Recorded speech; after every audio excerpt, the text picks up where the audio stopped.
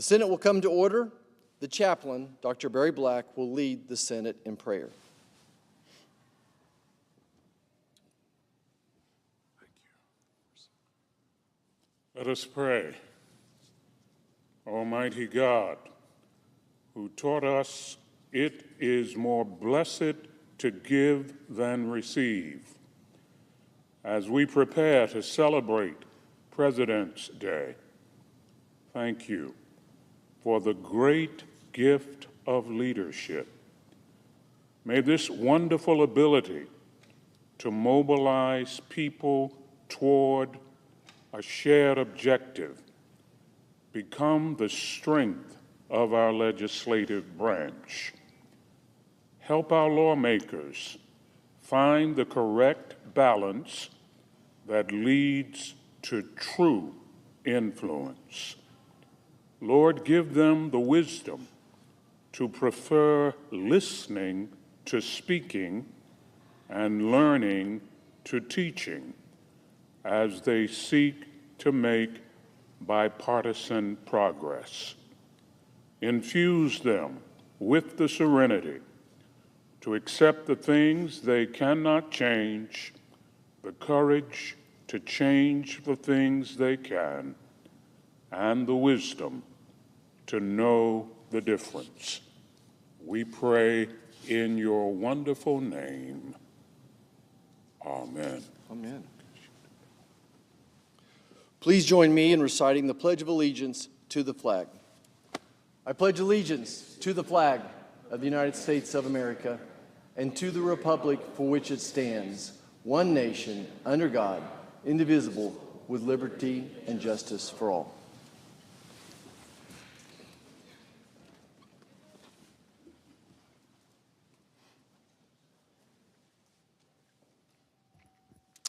The clerk will read a communication to the Senate. Washington, D.C., February 13th, 2025. To the Senate. Under the provisions of Rule 1, Paragraph 3 of the Standing Rules of the Senate, I hereby appoint the Honorable Roger Marshall, a senator from the state of Kansas, to perform the duties of the chair. Signed, Chuck Grassley, President pro tempore.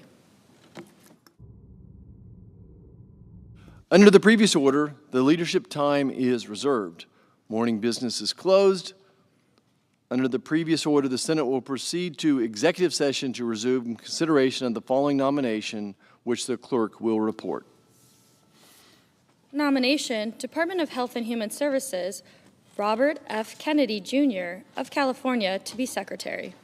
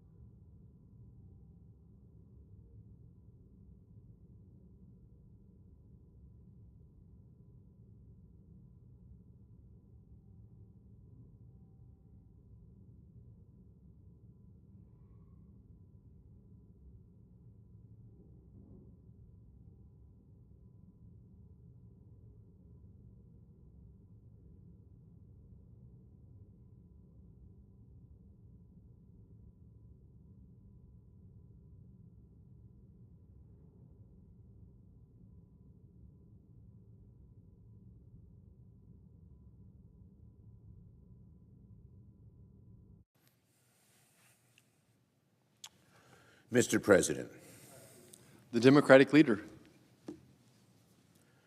Mr. President, this morning, the Senate will vote on the nomination of Robert F. Kennedy to serve as Secretary of Health and Human Services. By now, it's beyond clear that Mr. Kennedy is not remotely qualified to become the next Secretary of HHS. In fact, Mr. Kennedy might be one of the least qualified people that Donald Trump could have chosen for the job. There are so many others who would have been better. I'm very proud that every single Democrat will oppose Mr. Kennedy's nomination, because Democrats know better than to elevate a conspiracy theorist to the top health care job in the country. I know some of my colleagues feel the same way privately. In fact, if the Senate held a secret ballot today, I'll bet Mr. Kennedy would never come close to becoming confirmed, and that many, if not most, Republicans would vote against him. I think most likely most Republicans would vote against him if there were a secret ballot. But sadly and unfortunately for America, Republicans are being strong-armed by Donald Trump and will end up holding their nose and voting to confirm Mr. Kennedy. What a shame. What a travesty. I urge my Republican colleagues to think very carefully one last time before rolling the dice on Mr. Kennedy. A vote to confirm Mr. Kennedy is a vote to make America sicker. Mr. Kennedy has made a living not by promoting public health, but by actively fighting it. Mr. Kennedy is the face of the modern anti-vaccine movement. Mr. Kennedy has spent decades profiting off vaccine misinformation.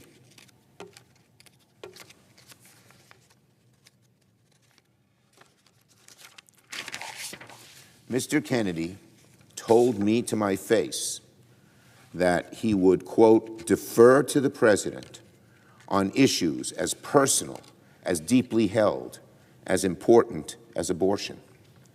Well, how do we know that Mr. Kennedy won't just defer to the president, who is far from an expert on health care, on other issues and health care issues as well? It's simple. We don't.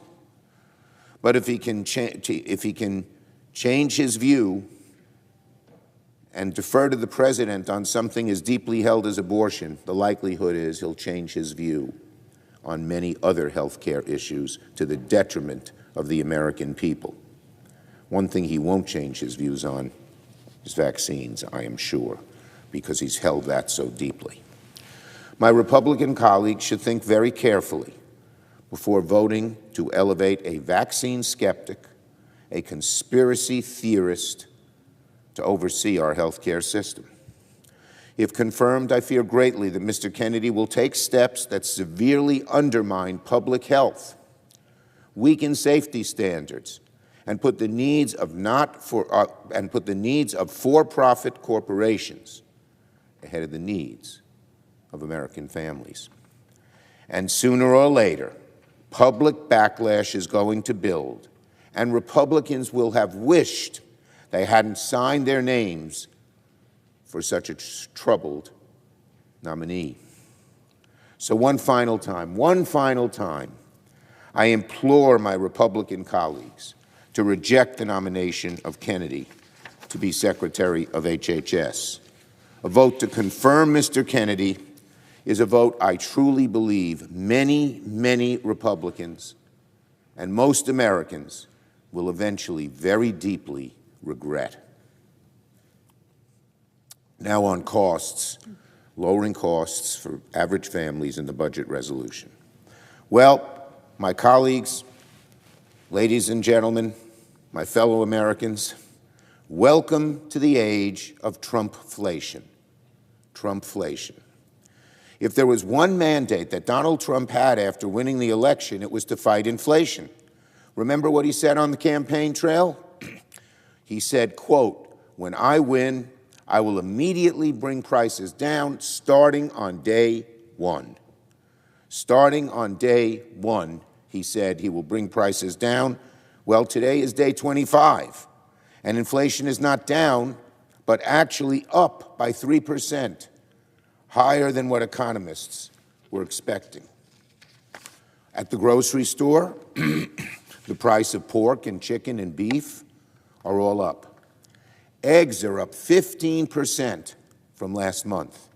Gas prices are up 2% from last month. Used cars are up. Auto insurance has become more expensive. And what is Donald Trump doing about all this? He's making the problem worse by threatening trade wars with our own allies. Here's what the CEO of Ford Motor Company said yesterday. The CEO of Ford Motor Company warned yesterday that, quote, a 25% tariff across the Mexico and Canadian borders will blow a hole in the U.S. industry that we have never seen. That's the head of Ford Motor. That's not some liberal Democratic economist. The head of Ford Motor says that the tariffs will blow a huge hole in the U.S. auto industry. What he's doing on tariffs is, again, sort of like everything else. It's sort of a meat axe approach, a slash and burn approach, not looking at each individual case and seeing what's good and what's bad. Inflation is the #1 issue on people's minds. It was the biggest issue during the election, and already Donald Trump is breaking his promise to do something about it.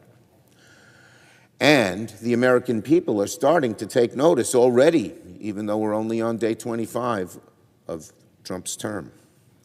A recent CBS poll showed that 66% of voters do not think Trump is focused enough on lowering prices. 66% of voters do not think Donald Trump is focused enough on lowering prices. And you know what? They're absolutely right. In the 3 weeks that Donald Trump has been president, he's been focused on pretty much everything but fighting inflation, which is the #1 thing people care about. We've seen this maneuver so many times before from Donald Trump. He knows that he has no real answers to fixing inflation. So what does he do? He distracts, he distorts, he says ridiculous and wild, strange things, hoping to distract the country from the fact he's not doing his job. It's why he talks about things like renaming the Gulf of Mexico. It's why he's talking about hotels in Gaza. It's why he's talking about annexing Canada. None of these things have anything to do with the thing that matters most, lowering the cost of living for average American families. And meanwhile, what are the Republicans doing here in Congress? What are my Senate Republican colleagues doing? Are they fighting inflation, maybe? No way. No way. Republicans are full steam ahead with cutting taxes for the ultra-rich, paid for on the backs of working and middle-class families. Just look at the gargoyle-like budget proposal that the House Republicans released yesterday. Republicans want to make billionaires even wealthier by raising costs for working people. The Republican budget slashes nutrition programs that help 40 million Americans put food on the table. The Republican budget proposes massive cuts to Medicaid, threatening health care for tens of millions of people. It will make food, health care, energy, and housing more expensive, all to cut taxes for the ultra-rich, hurting the middle class, raising costs for the middle class to help the ultra-wealthy. The Republican budget plan can be described in one word: radical. Republicans should remember well what happened the last time they cut taxes for the ultra-wealthy. It backfired with the rest of America. If Republicans try to cut taxes for the ultra-rich again, history is going to repeat itself, and it will cost them dearly at the ballot box. I yield the floor and note the absence of a quorum. The clerk will call the roll. Ms. Alsobrooks.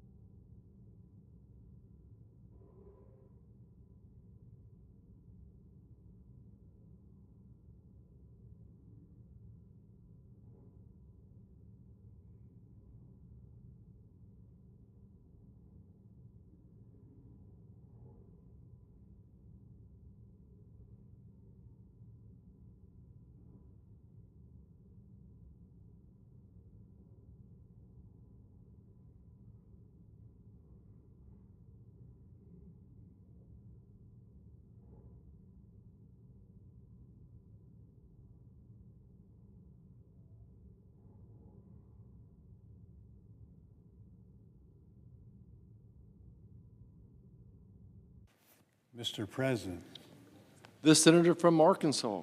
I ask that we dispense with the quorum call. Without objection.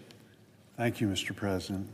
I ask unanimous consent that our intern on the Committee on Agriculture, Nutrition, and Forestry, Kylie Henneberry, be granted floor privileges through May 9th, 2025, and that CFTC detailee Kevin Webb also be granted floor privileges through the end of the 119th Congress. Without objection. Thank you, Mr. President. Mr. President, I'm honored to speak on the floor of the Senate and support Brooke Rollins to be Secretary of Agriculture. The Senate will vote on her nomination to this cabinet position today, and I encourage my colleagues to vote yes. America's farmers, ranchers, foresters need a leader at USDA who will be an advocate for their livelihoods in rural America and be a strong voice to address the pressing needs of our agricultural community. Brooke Rollins is that person. In her hearing before the Senate Agriculture Committee, she pledged to do everything within her ability to ensure that our farmers, ranchers, and rural communities thrive. And we know she will follow through on that because rural America helped shape her into what she is today. She's leading a life of service that began with membership in her small town Texas FFA chapter and continues to credit her FFA advisor for his support and mentorship in her agriculture career. She invited him to attend the nomination hearing before the Senate Agriculture Committee last month, along with the Texas State FFA officer team she served with in high school. Texas Governor Rick Perry knew Brooke Rollins had a heart for Texas farmers and invited her to join his policy team where she advocated for agriculture. She continues that passion today. Her executive leadership during the first Trump administration and her regular collaboration with President Trump make her uniquely qualified to serve in this position and advocate for family farms. She understands the significant responsibility of this role during one of the most economically challenging times for agriculture producers. Hardworking farmers who grow our food are struggling to operate, let alone make a profit in this current economic climate. High inflation and steep input costs far outpacing depressed market prices have put many farm families on a course towards bankruptcy, with multi-generational operations fighting to continue their family legacy. In December, Congress approved natural disaster and emergency assistance to help producers obtain critical operating loans for this crop year. Ensuring delivery of this aid will be one of her first priorities as Secretary. I'm confident she will pursue policies to help rural America live up to its potential. While we first met during the first Trump administration, I've had the opportunity to get to know her better during her confirmation process, and she has demonstrated her enthusiasm for being a voice for small-town American and agriculture producers. I'm grateful she is willing to take on this big responsibility and willing to be part of the solution to help rural America at this time of unprecedented challenges. As chairman of the Senate Agriculture Committee, I've met with farmers, ranchers, and agricultural stakeholders from all over the country, and they have been sounding the alarm of the dire circumstances they face in producing a safe, affordable, and abundant supply of food. Farmers from my home state of Arkansas shared with the committee last week about the difficult conversations they are forced to have right now about continuing their multi-generational farms and risking their family's future in the industry. Unfortunately, this is a conversation many more farm families across the country will have if we do not act quickly. Congress must deliver an updated 5-year farm bill that modernizes the safety net in order to maximize liabilities in order to minimize the liabilities farm families take on when they plant their crops. Food security is national security. Our country is blessed to have grocery stores stocked with food to put on our tables. This is the result of the hard work of our farmers and ranchers. These producers need the tools to be successful and continue to grow the food, fiber, and fuel our nation depends on. I know Brooke Rollins shares my commitment to enhancing the policies that help farm families and rural communities thrive. Given her executive leadership, she is well prepared to hit the ground running, and as she walks through the doors of USDA as secretary and deliver the certainty and predictability our producers need. I look forward to working with her to strengthen rural America and the men, women, and families who call it home. I also want to thank everyone on both sides of the aisle in making it such that we could do this in such a expeditious way. It took a lot of cooperation. I think it just shows how important our farmers are to both Democrats and Republicans. It's one of the few areas that's not a partisan issue. It's all about helping the men and women that work so very hard to provide the food that we need. So with that, I yield back.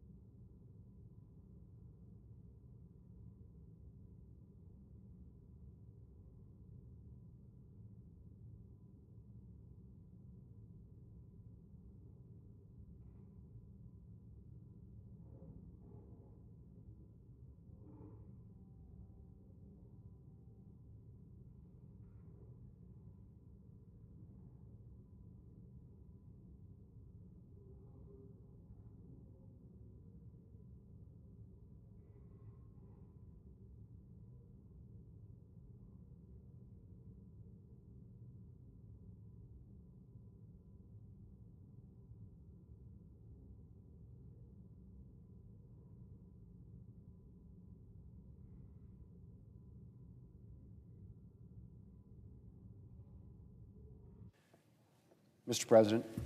Majority Leader.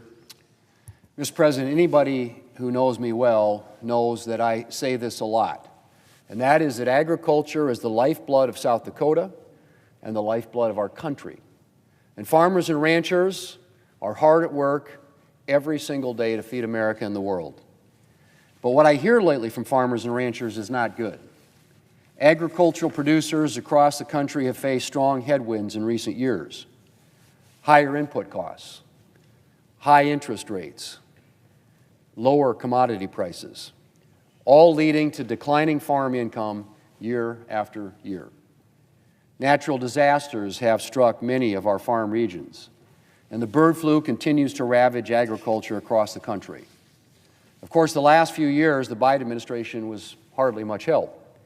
It imposed burdensome regulations like WOTUS, or Waters of the United States, that threatened to devastate the farm sector. The administration put expanding market access on the back burner while our agricultural trade deficit grew to record levels. And their profligate spending led to inflation that hit farmers and ranchers especially hard in the form of higher input costs. Meanwhile, Democrats here in Congress failed to prioritize a modernized farm bill to support agriculture through these challenges. And we are now more than a year past due for an updated farm bill. Mr. President, American farmers and ranchers deserve better. much better. And I expect things will be different under President Trump. I know that farmers and ranchers will have a friend in Brooke Rollins, the President's choice for Secretary of Agriculture. Mrs. Rollins grew up in the small agricultural town of Glen Rose, Texas. She spent summers working for her family on their farm in Minnesota, helping with their corn, potato, and soybean crops. She was a 4-H'er, an FFA state officer, and a barrel racer. And her 4 kids are keeping up the family's way of life showing cattle in Texas. After studying agriculture development at Texas A&M, Mrs. Rollins went to work for then Governor Rick Perry, where she worked on agricultural policy.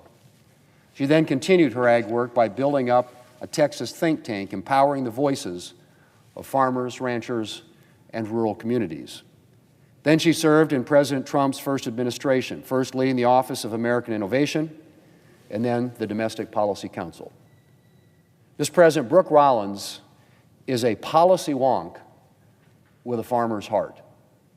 She understands the needs of agriculture producers, and she knows how to deliver results. And she promises to get right to work after she is confirmed on 4 key priorities. First, getting disaster and economic aid out the door and into the hands of farmers. Second, getting the bird flu and other animal disease outbreaks under control. Third, getting the Farm Bill done. And finally, revitalizing the U.S. Department of Agriculture to focus on its core mission and put America and American agriculture first. Mr. President, I'm looking forward to working with Mrs. Rollins on these key priorities. Under this Republican majority, delivering a modernized Farm Bill is a priority. And I'm glad that Mrs. Rollins has pledged to work with Congress on one of the top Farm Bill needs, which is strengthening the farm safety net, which is essential to keeping existing operations going and encouraging the next generation of producers to get started. I was also pleased to hear Mrs. Rollins acknowledge the need to improve management of national forests. The Black Hills National Forest, among others across the country, has seen its timber industry decimated by bad management policies. So I look forward to working with USDA under Secretary Rollins to provide relief from the dire situation in western South Dakota. And I'm encouraged as well that she will prioritize getting disaster and economic assistance out the door. Last year, many parts of the country suffered from natural disasters, including South Dakota. And as I said, farmers and ranchers have suffered lower commodity prices and declining incomes. In December, Congress passed $31 billion in agricultural disaster and economic assistance. And we need to get that money into the hands of farmers and ranchers working to rebuild. Mr. President, Brooke Rollins understands the mission of USDA. She understands the day-to-day needs of America's farmers, and she has the expertise to deliver results. I trust that she will put America's farmers and ranchers first as Secretary of Agriculture, and I look forward to working with her in this role. Mr. President, later today I will introduce a bill to repeal the death tax. As I mentioned, as a resident of a rural state filled with family farms and ranches, I have made death tax repeal a priority for a long time. And I was proud to help secure a doubling of the death tax exemption in the 2017 Tax Cuts and Jobs Act. This doubled exemption has provided certainty to a lot of farms and ranches and small businesses over the past 7 years. But the expanded exemption is expiring at the end of this year. And it's my hope that we will not merely extend this exemption, but that we will get rid of this fundamentally flawed tax once and for all. Mr. President, the death tax is fundamentally flawed both in theory and in practice. There should be a limit to how many times the government can tax you. The money you leave at your death has already been taxed by the government at least once, which makes the death tax double taxation. And the government isn't even profiting all that much from this double taxation. That's right, the death tax accounts for a teeny tiny fraction of government revenue. In fact, there's reason to believe that the government would collect more in taxes if it got rid of the death tax entirely, due to the economic growth and job creation that would stem from its elimination. So how is there any support left for this burdensome tax? Well, Mr. President, that's a good question. For some, of course, heavy taxation is axiomatic. Do well, their thinking runs, and the government should come after you. Some think that you shouldn't be able to pass the results of hard work down to your children upon your death. Well, Mr. President, death tax proponents tend to talk as if the death tax only affects the extremely wealthy.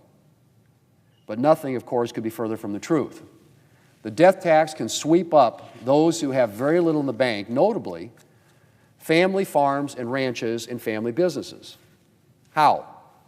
Well, farming and ranching is often a cash-poor business.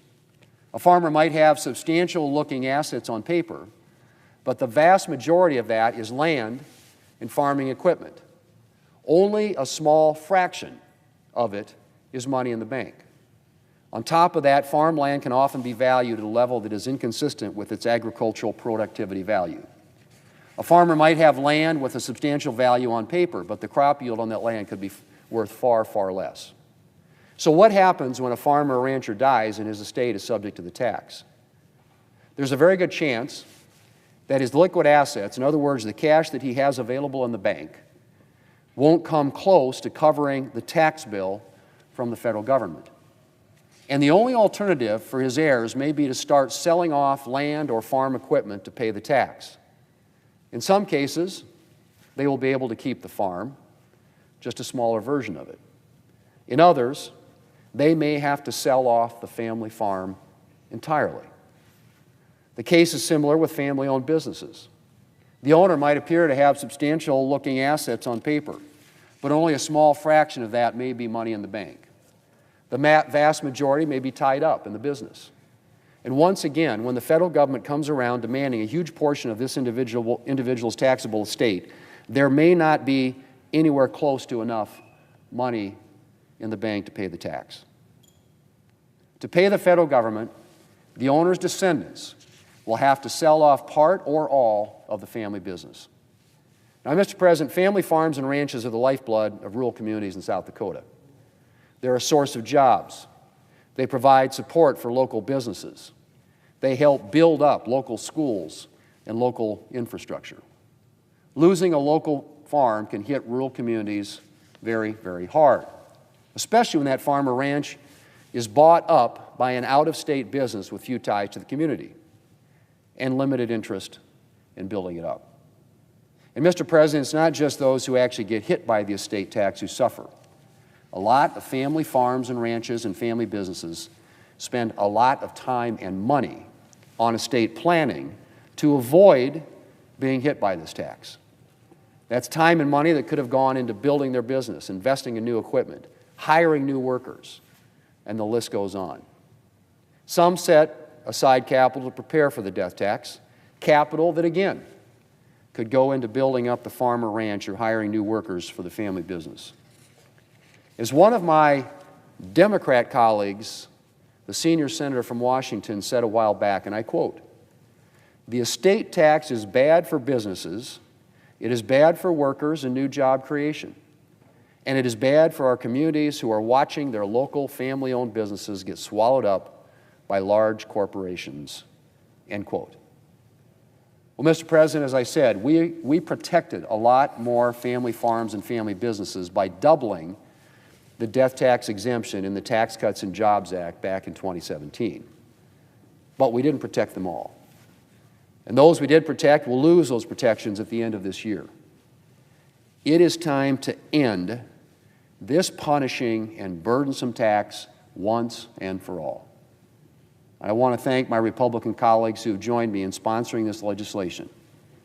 And Mr. President, I hope that 2025 will be the year that we permanently bid farewell to the death tax. Mr. President, I yield the floor, and I suggest the absence of a quorum. Clerk will call the roll. Ms. Alsop-Brooks.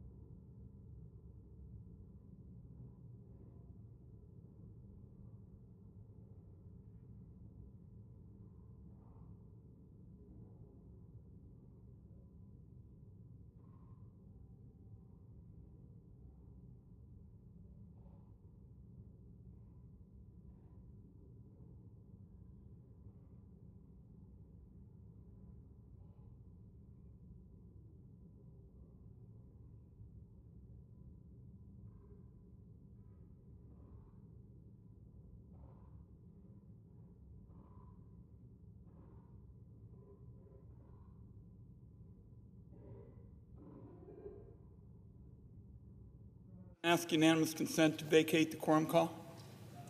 Without objection. Mr. President, I ask unanimous consent that I be permitted to speak for up to 15 minutes, Senator Crapo for up to 5 minutes, and Senator Schumer for 2 minutes prior to the scheduled votes.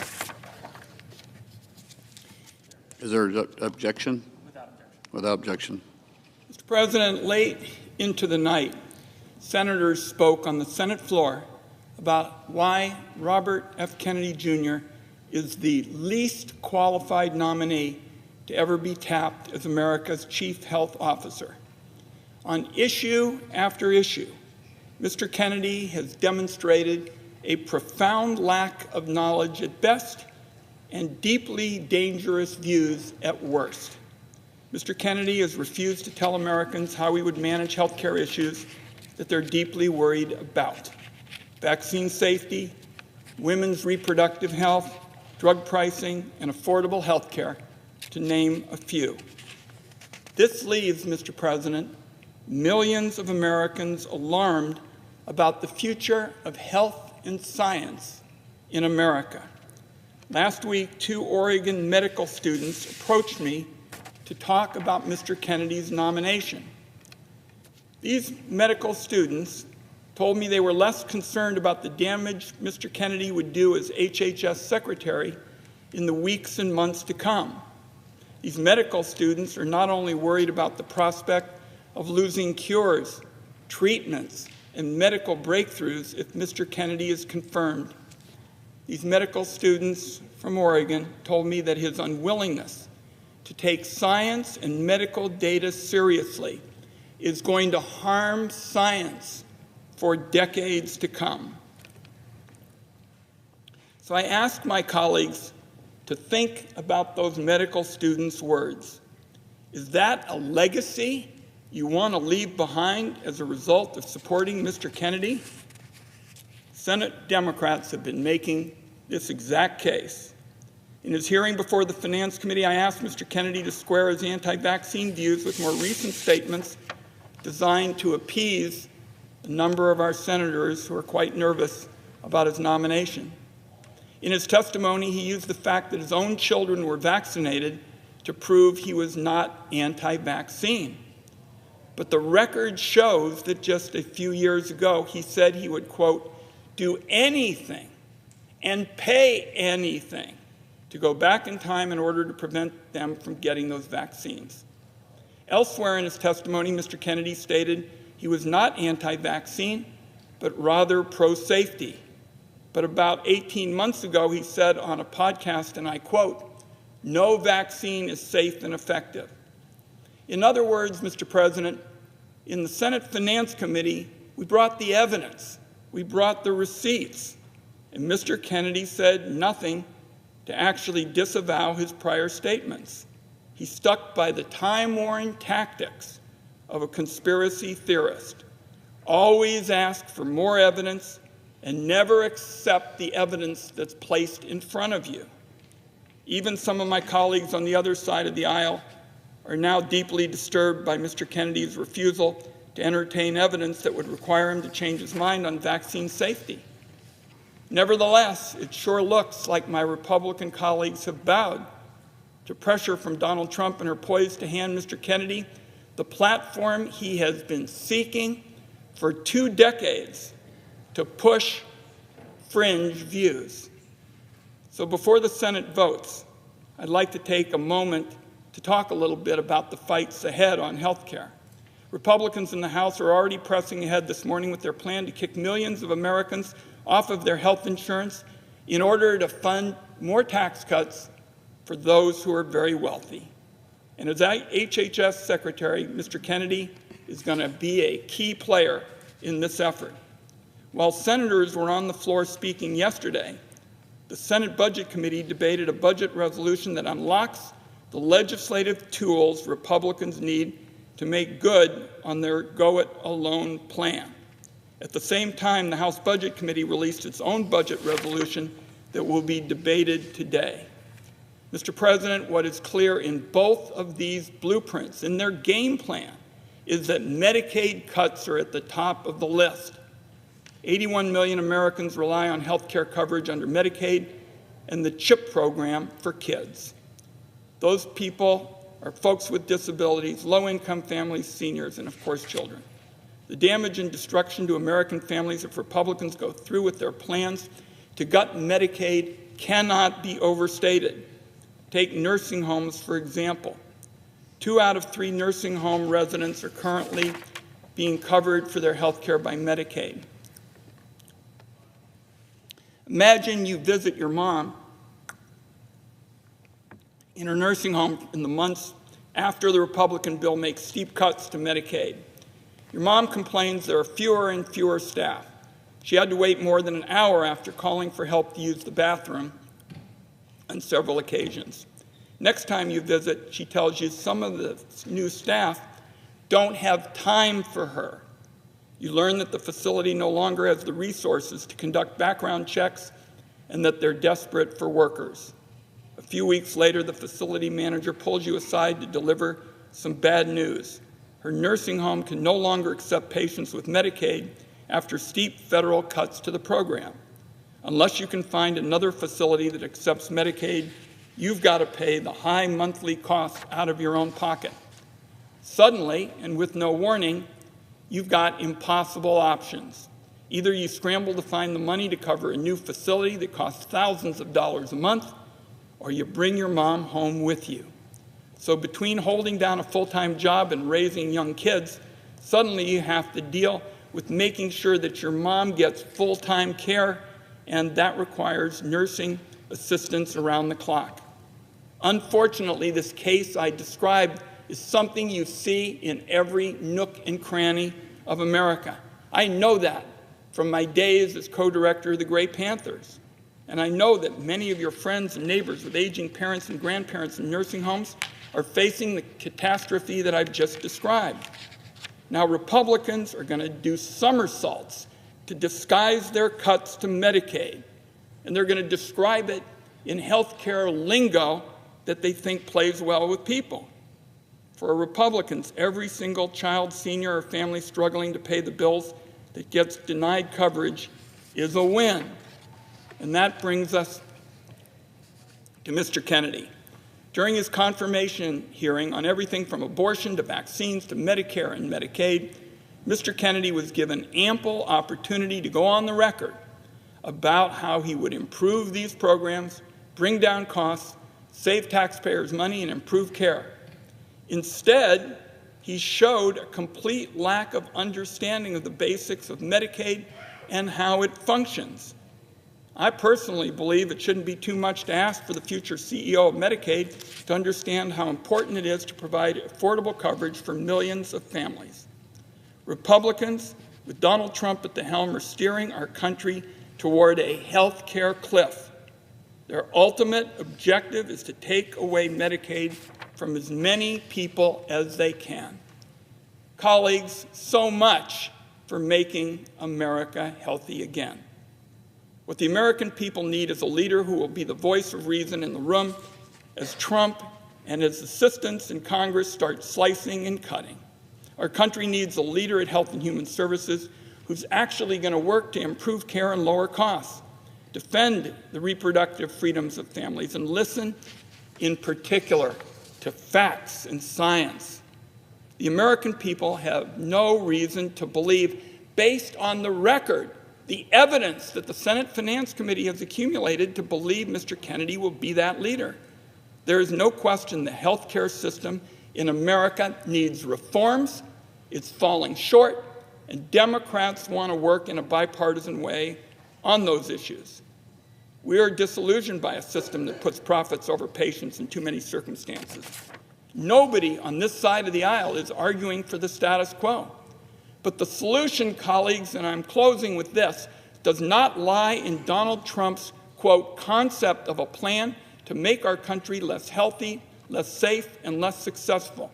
When kids are kicked off their Medicaid coverage and forced to go without basic medical care and grow up with chronic illnesses that leave them in a lifetime of pain and suffering, Republicans are going to regret any vote they give to Robert Kennedy.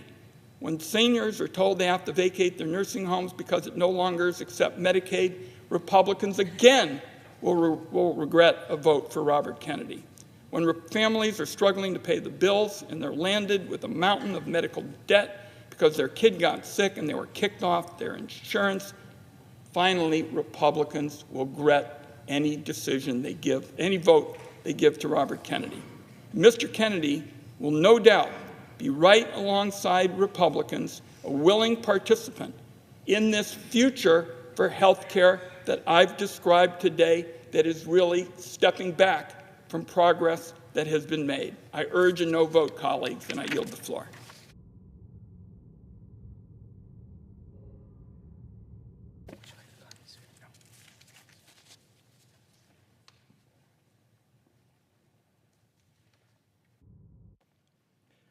Mr. President. Senator from Idaho. Thank you, Mr. President. I rise today in support of Robert F. Kennedy Jr.'s nomination to be Secretary of the U.S. Department of Health and Human Services and to urge my colleagues to vote in favor of his confirmation. Contrary to the attacks that have constantly been made on him, he has made it very clear that he will support safe vaccinations and just wants to see that the research on them is done and done well. When his nomination for the role of Secretary of HHS was announced, Mr. Kennedy stated, "We have a generational opportunity to bring together the greatest minds in science, medicine, industry, and government to put an end to the chronic disease epidemic facing Americans." I agree with him. We've got to get into the business of making America healthy again. Mr. Kennedy's dedication to this commitment has been apparent throughout the nomination process. He will bring a fresh perspective to health care, prioritizing consumer choice, information transparency, and early interventions to strengthen the well-being of all Americans. He has been responsive to a wide variety of questions from members on both sides of the aisle, appearing before 2 committees and answering hundreds of questions for the record, not to mention going through the extensive vetting process of the Finance Committee, which I chair, which is the most extensive vetting process that any candidate in the Senate goes through, for a position in this administration goes through in the Senate. While some of my colleagues continue to question his financial agreements, Mr. Kennedy met and then exceeded the requirements set forth by the Office of Government Ethics. Mr. Kennedy has participated in one of the most extensive processes, as I've said, that our Senate puts a nominee through, and has succeeded in meeting those standards. And I encourage my colleagues to support his nomination. Now, before I close, I want to respond briefly to the comments that we've heard today here on the floor and all day yesterday in a long Budget Committee hearing to set up the first reconciliation legislation to come before the Congress. It was said today that Republicans are going to take Medicaid away from children. They are going to take health care away from seniors. It was said yesterday that we were going to go after pretty much old people, young people, middle-aged people, and every other kind of people, because we are going to destroy the support base that they have here in the federal system. The fact is, this is the politics of fear, the politics of claiming things that are going to happen which are not going to happen. The reality is that yesterday's Budget Committee meeting was not on health care. There was nothing done in the meeting yesterday that would have done any of the things that you've heard on the floor today. What we did do yesterday was to set up a process so we can provide some significant extra spending authority to our government to close the border and deport the violent criminals who have come into our country in the millions in the last few years. We had another provision in it to give significant new resources to our national defense so that we can build back our Department of Defense and the authority of those in our armed services, the ability of those of our armed services members to have the technology and the equipment and be capable of responding to threats to our nation. And finally, we restarted and charged up our use and engagement in producing America's energy in America so that we can get back into the business of being independent and not relying on other nations for our energy policy. Those are the three things that we focused on in the committee yesterday. And by the way, each one of those was a little bit costly, and every one of those was offset so that there was no increase in federal spending. Mr. President, I think we need to argue over facts when we get into these debates. We're going to have a tremendous number of debates. And yes, we will debate on health care at some point.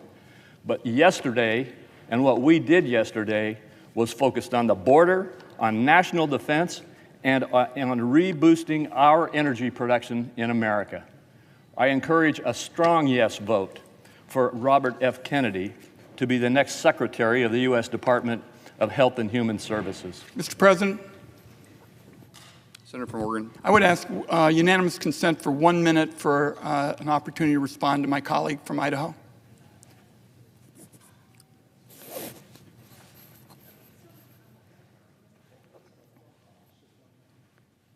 Without objection. Thank you, Mr. President. I would only say to my friend from Idaho that he says this is not going to happen, that people are going to be safe and seniors on Medicaid and the like will be safe. I would just say to my colleague, it starts today.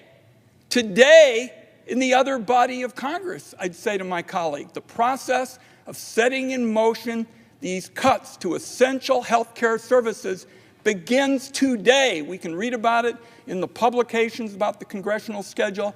I look forward to working with my colleague when we can find common ground.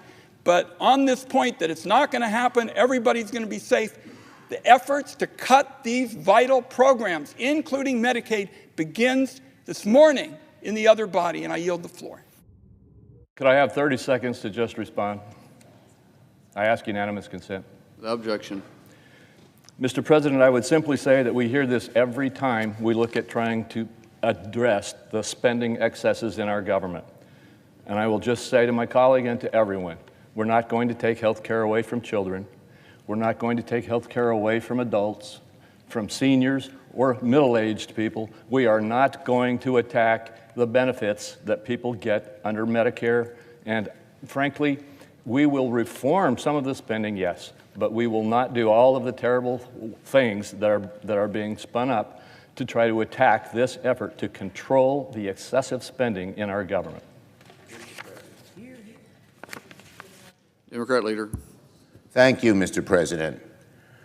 Mr. President, the fact that we're here right now, that we're even here right now, voting on this wildly unqualified conspiracy theorist to trust with one of the most life or death jobs, HHS Secretary, charged with protecting the health of every single American, should be an affront to every senator and the millions of Americans that will be impacted by this horrific nomination.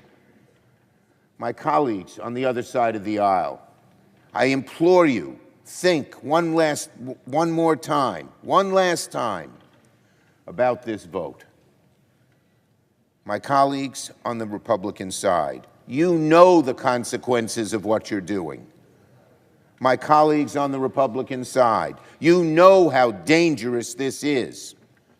My colleagues on the other side, you know you are not putting your constituents, their health, their families first when you vote yes. To quote my colleague, the junior senator from Texas, just a few years ago, he said, quote, "We need an expert.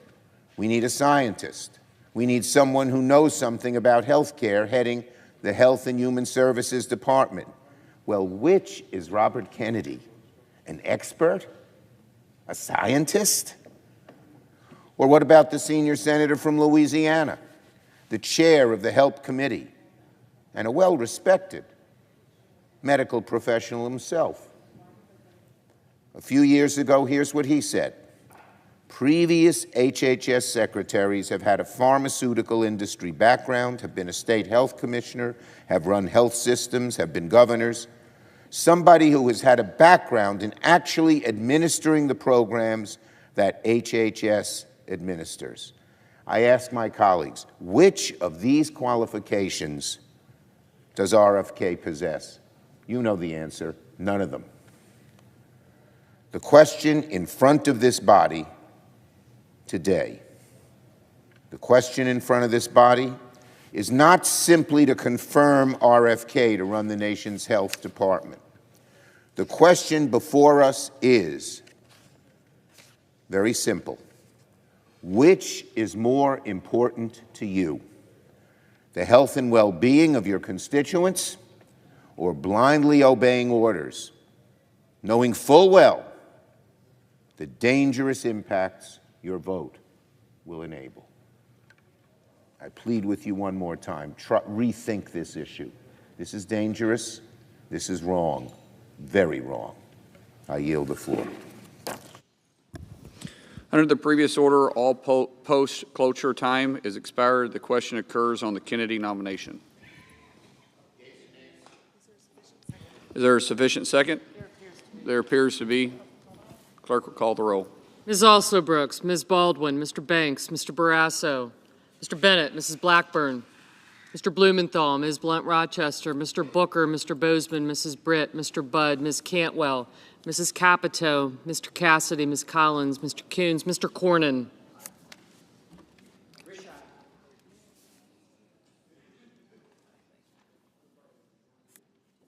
Ms. Cortez Masto. Mr. Cotton, Mr. Kramer, Mr. Crapo,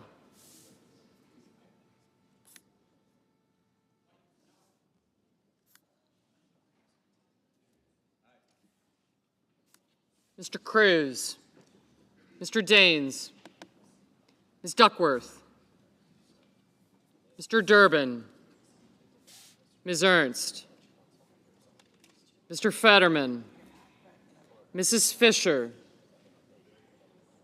Mr. Gallego, Mrs. Gillibrand, Mr. Graham, Mr. Grassley, Mr. Haggerty, Ms. Hassan, Mr. Hawley, Mr. Heinrich, Mr. Hickenlooper, Ms. Hirono, Mr. Hoven, Mr. Husted, Mrs. Hyde-Smith, Mr. Johnson, Mr. Justice, Mr. Kane, Mr. Kelly, Mr. Kennedy, Mr. Kim, Mr. King, Ms. Klobuchar, Mr. Langford, Mr. Lee, Mr. Lujan, Ms. Lummis, Mr. Markey,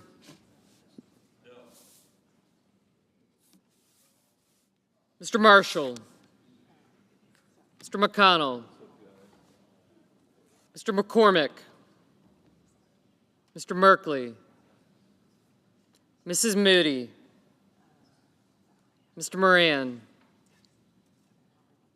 Mr. Moreno, Mr. Mullen, Ms. Murkowski, Mr. Murphy, Mrs. Murray, Mr. Ossoff, Mr. Padilla, Mr. Paul, Mr. Peters, Mr. Reed, Mr. Ricketts,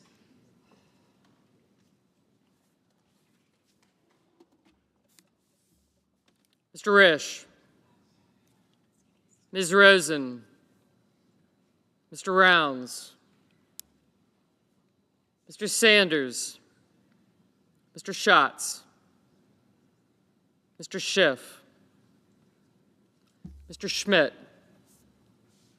Mr. Schumer, Mr. Scott of Florida, Mr. Scott of South Carolina, Mrs. Shaheen, Mr. Sheehy, Ms. Slotkin, Ms. Smith, Mr. Sullivan,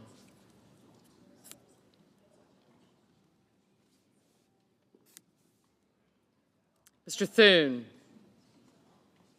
Mr. Tillis. Thank you. Mr. Tuberville. Mr. Van Hollen. Mr. Warner. Mr. Warnock. Ms. Warren. Mr. Welch. Mr. Whitehouse. Mr. Wicker. Mr. Wyden. Mr. Young.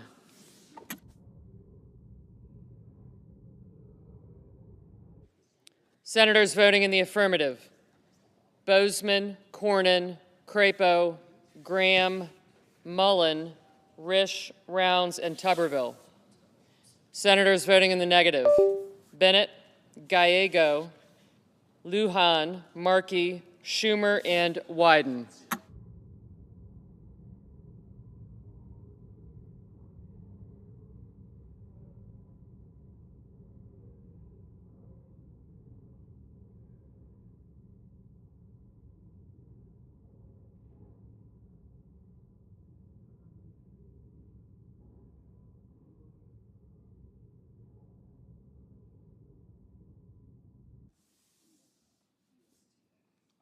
Mr. Wicker, aye. Mr. Marshall, aye.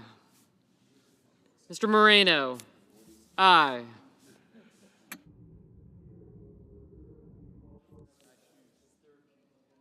Mrs. Britt, aye. Mr. Heinrich, no.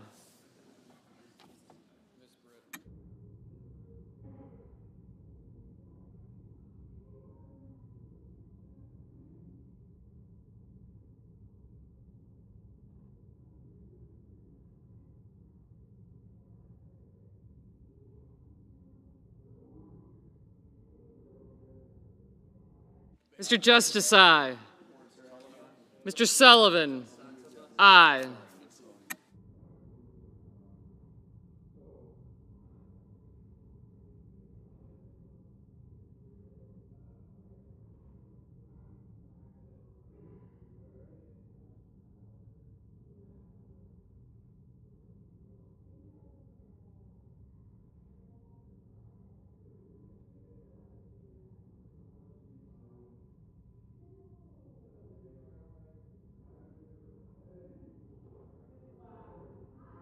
Mrs. Blackburn, aye. Ms. Baldwin, no.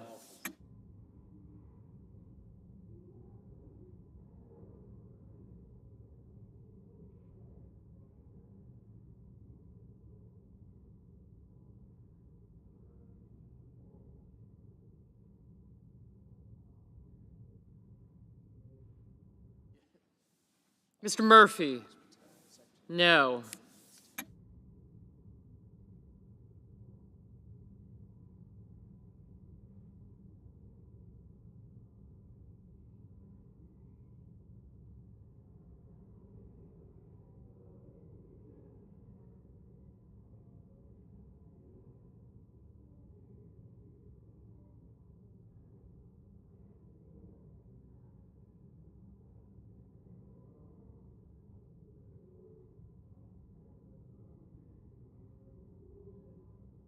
Mr. Cotton, aye.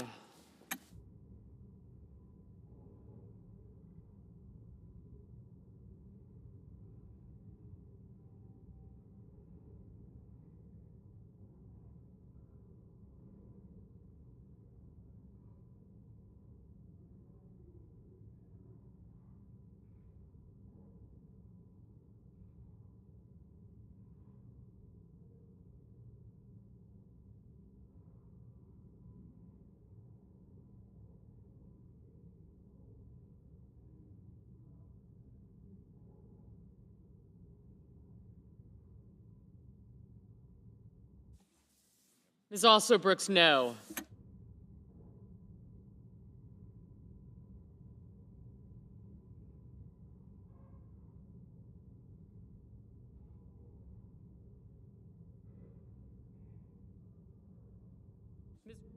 Ms. Warren, no.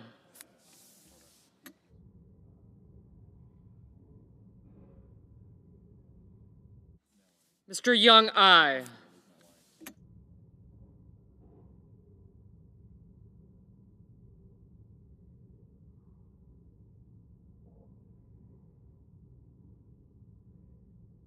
Mr. Kelly, no.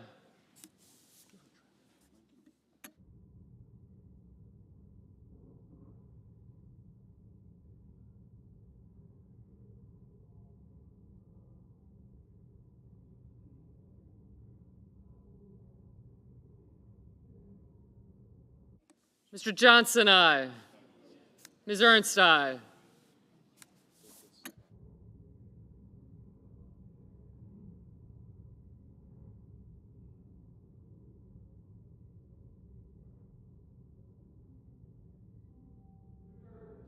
Mr. Durbin, no.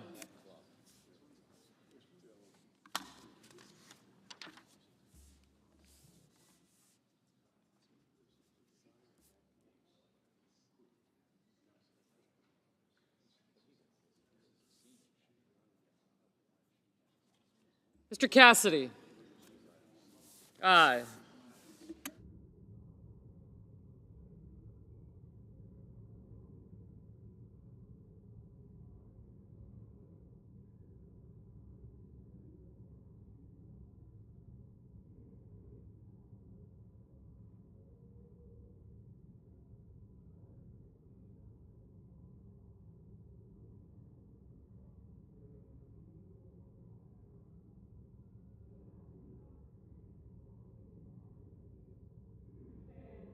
Mr. Sanders, no.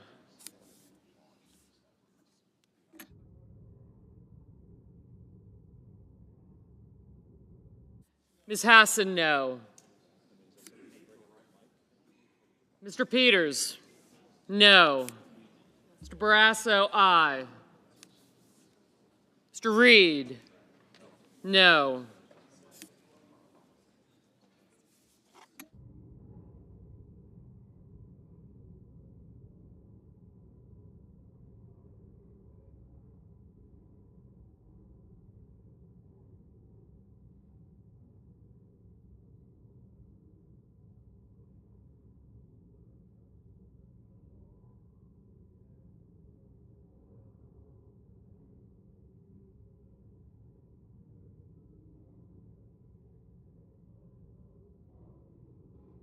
Mr. Curtis, aye.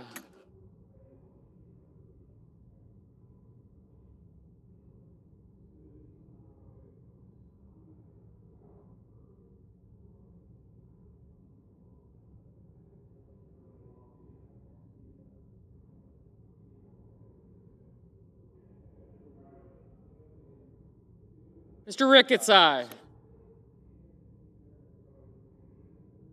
Mr. Thune, aye.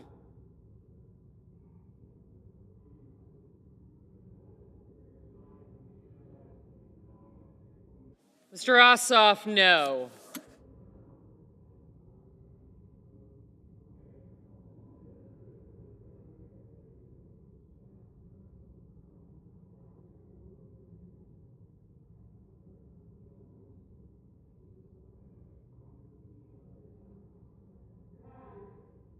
Mr. Haggerty, aye.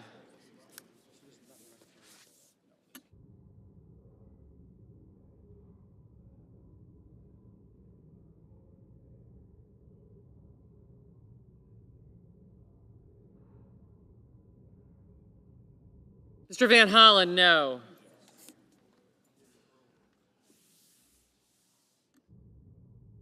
Ms. Rosen, no.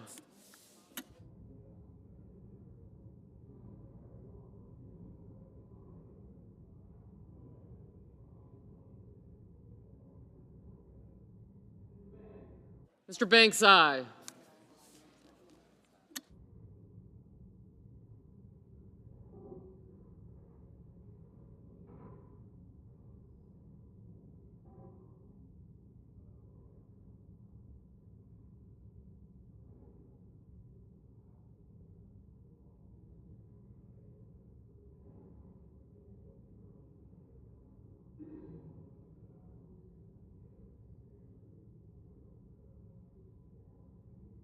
Mr. Tillis, aye.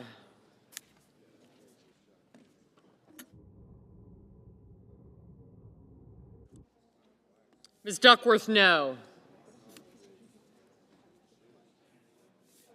Mr. McCormick, aye.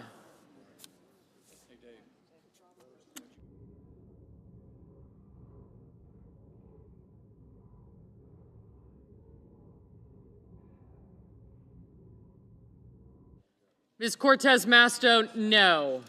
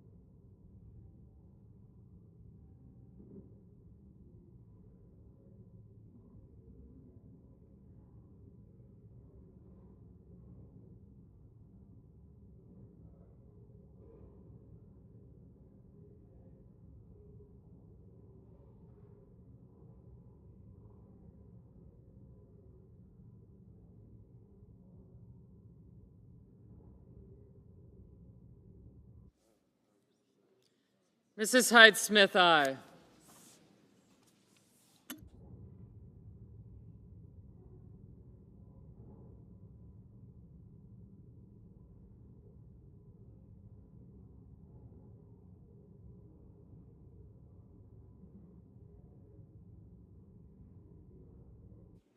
Ms. Blunt Rochester, no.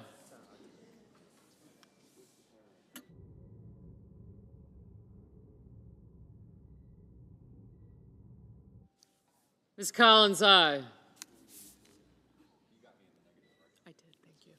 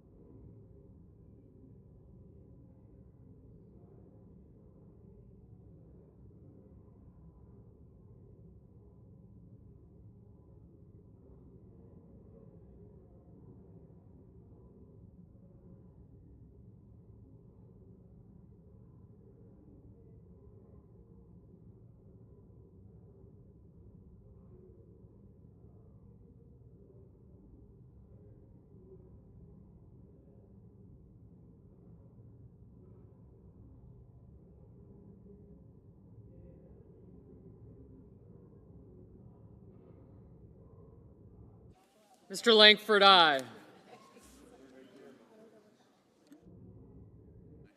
Mr. Sheehy, aye.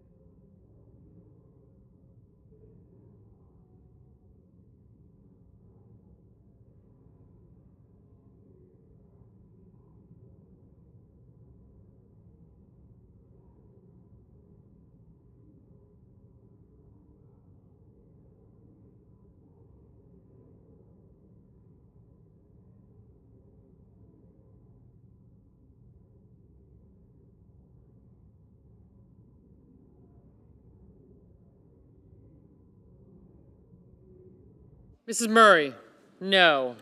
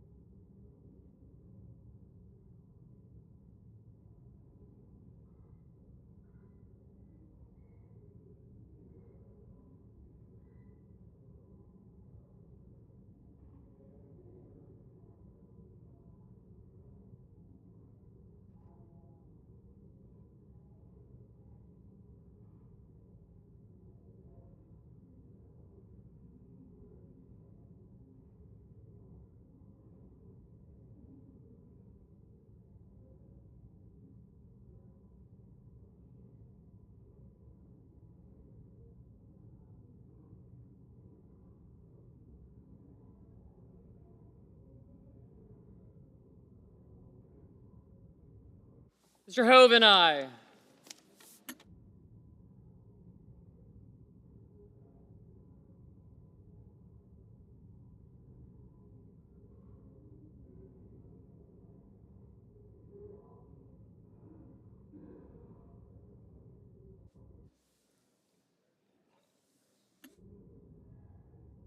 Mr. Scott of South Carolina, aye.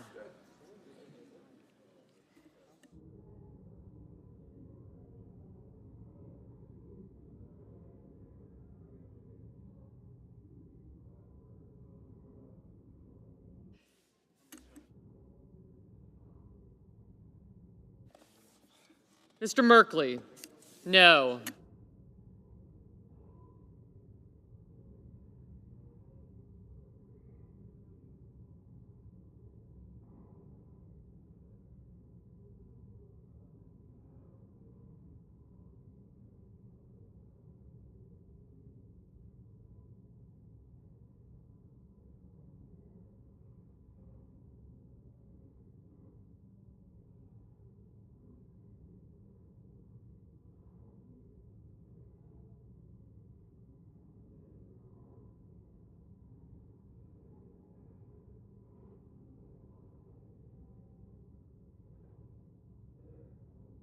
Mr. Budd, aye.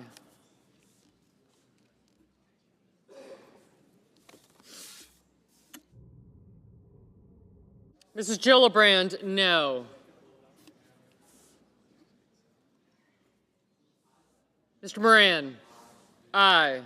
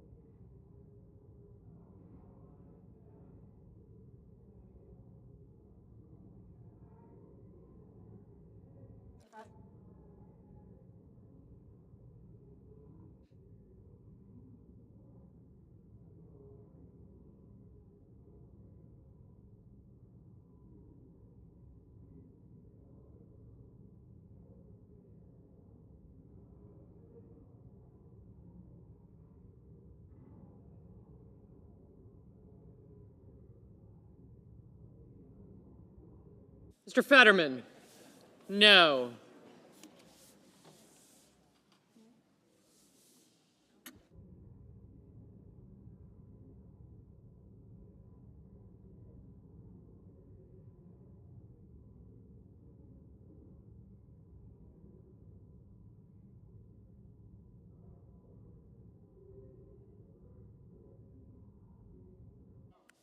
Mr. Schatz? No. Ms. Smith? No.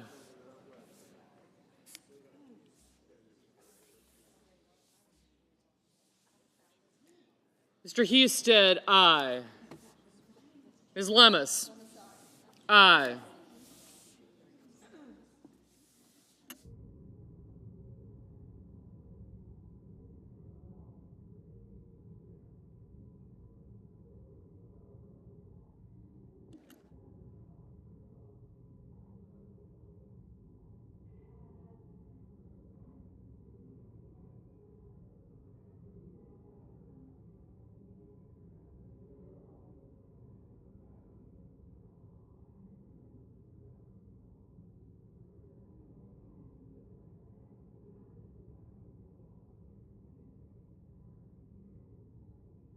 Mrs. Capito, aye.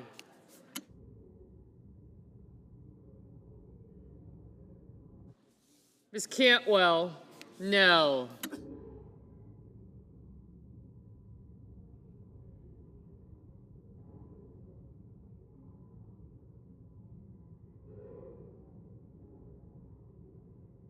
Mr. Kramer, aye. Mr. Kim, no.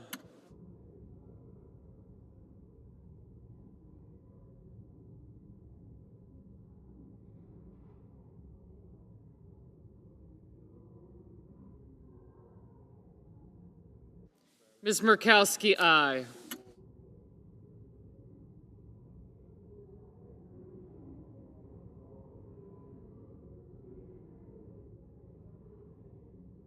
Mr. Coons, no. Mr. Kane, no.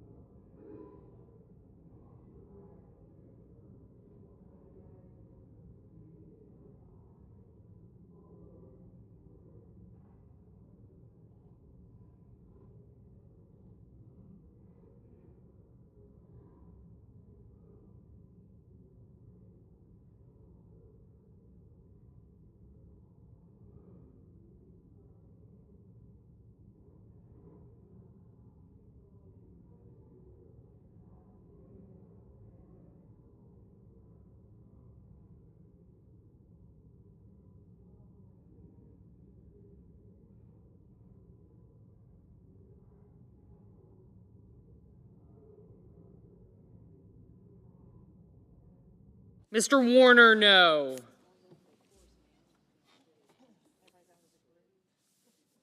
Mr. King, no.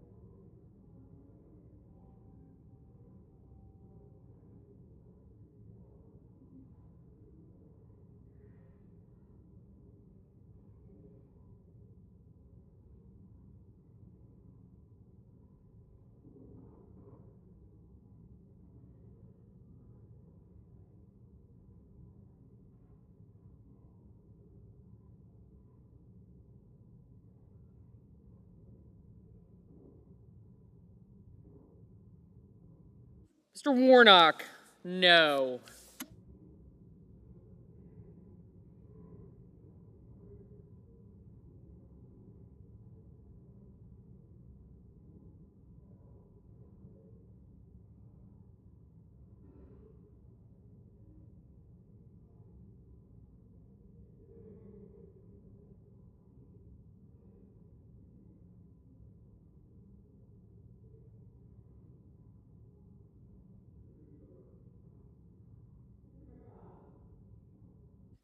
Mr. McConnell, no.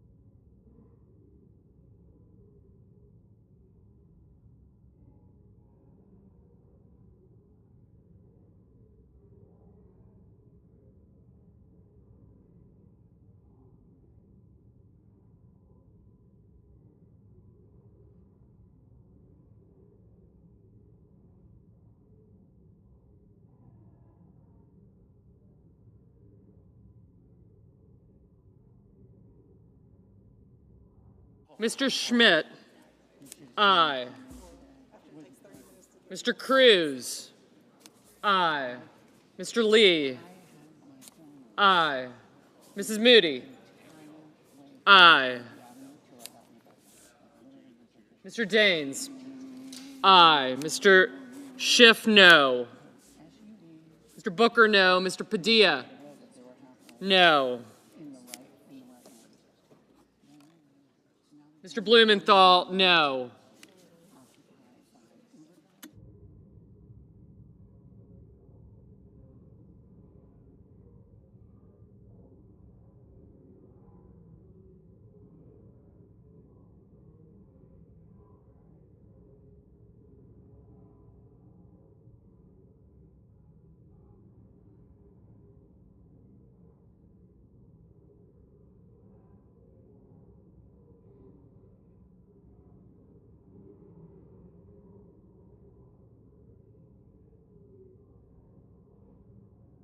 Mr. Hawley, aye.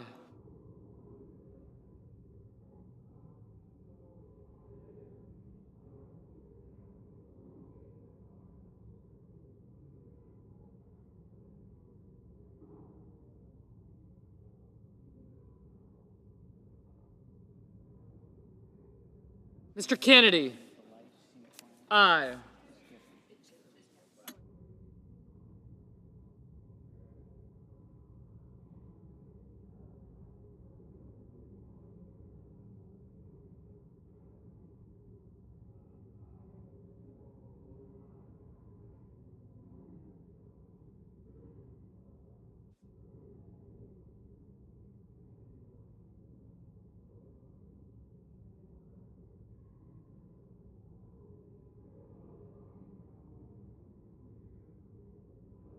Ms. Hirono, no. Mr. Grassley, aye.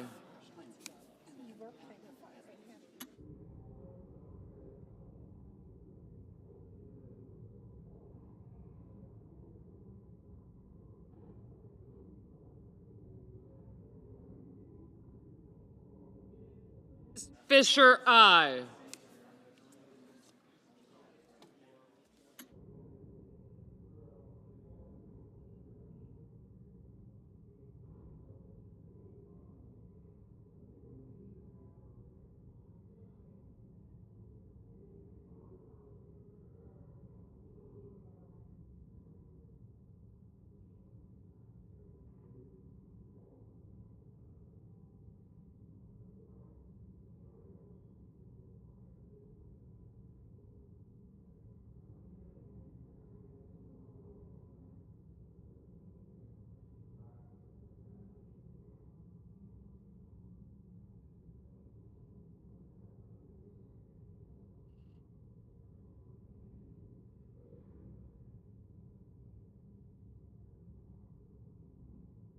Ms. Slotkin, no. Ms. Klobuchar, no. Mr. Whitehouse, no.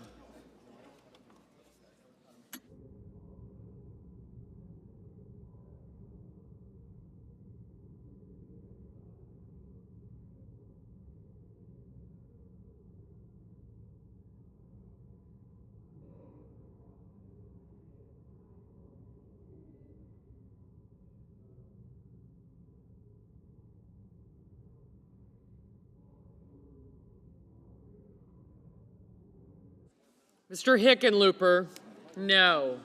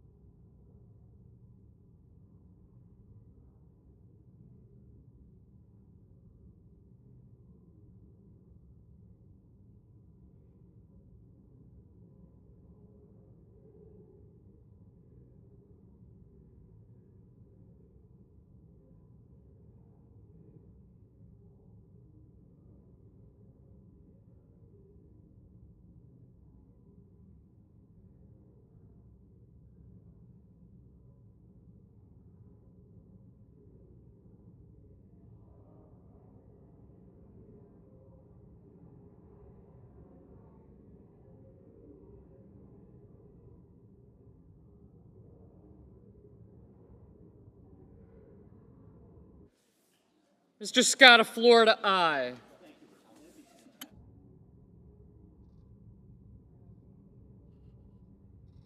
Mr. Welch, no.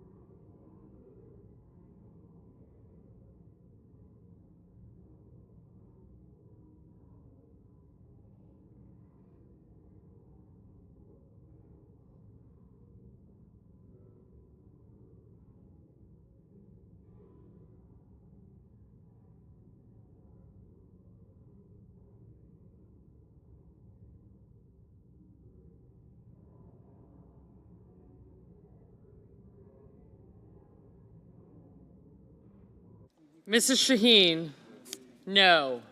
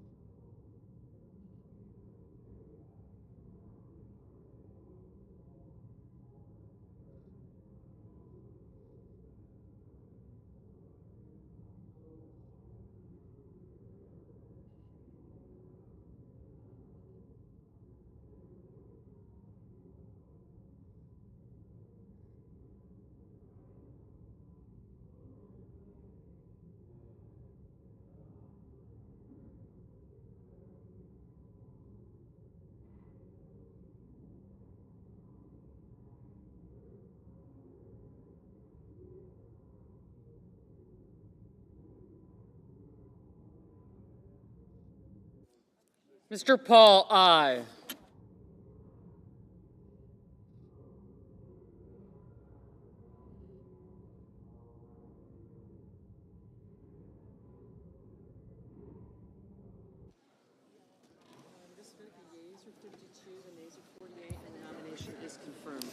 On this vote, the yeas are 52, the nays are 48. The confirmation is confirmed. Just number 4? Yeah, but just number 4. Under the previous order, the motion to reconsider is considered made and laid upon the table, and the President will be immediately notified of the Senate's action. Under the previous order, the cloture motion with respect to the Rollins nomination is withdrawn. The clerk will report the Rollins nomination. Department of Agriculture, Brooke Rollins of Texas to be Secretary. The question occurs on the nomination.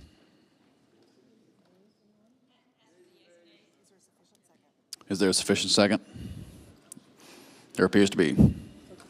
Clerk will call the roll. Ms. Also Brooks, Ms. Baldwin, Mr. Banks, Mr. Barrasso.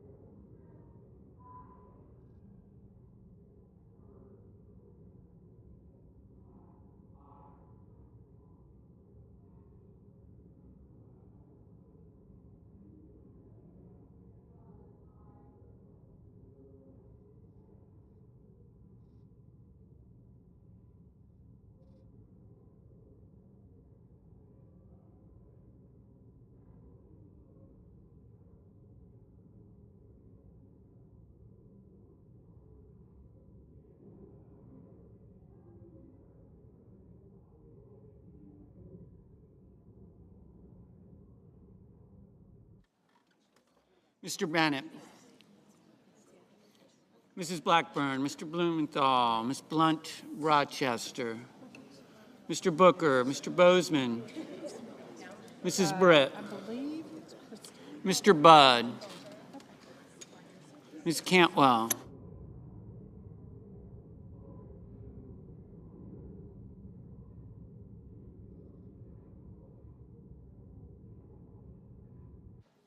Mr. Cassidy, Ms. Collins, Mr. Coons, Mr. Cornyn, Ms. Cortez Masto, Mr. Cotton, Mr. Kramer, Mr. Crapo, Mr. Cruz, Mr. Curtis, Mr. Daines, Ms. Duckworth, Mr. Durbin, Ms. Ernst, Mr. Fetterman, Mrs. Fisher, Mr. Gallego, Mrs. Gillibrand, Mr. Graham, Mr. Grassley, Mr. Haggerty, Ms. Hassan, Mr. Hawley, Mr. Heinrich, Mr. Hickenlooper, Mr. Rono, Mr. Hoven,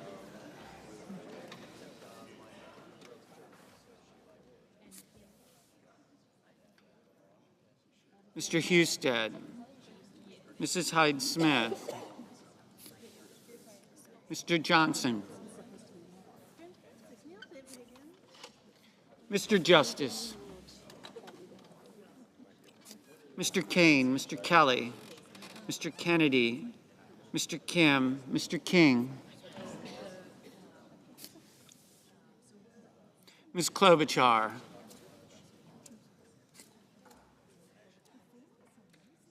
Mr. Langford, Mr. Lee, Mr. Lujan, Ms. Lummis, Mr. Markey, Mr. Marshall, Mr. McConnell, Mr. McCormick, Mr. Merkley, Mrs. Moody, Mr. Moran, Mr. Moreno, Mr. Mullen, Ms. Markowski, Mr. Murphy, Mrs. Murray, Mr. Ossoff, Mr. Padilla, Mr. Paul, Mr. Peters, Mr. Reed, Mr. Ricketts,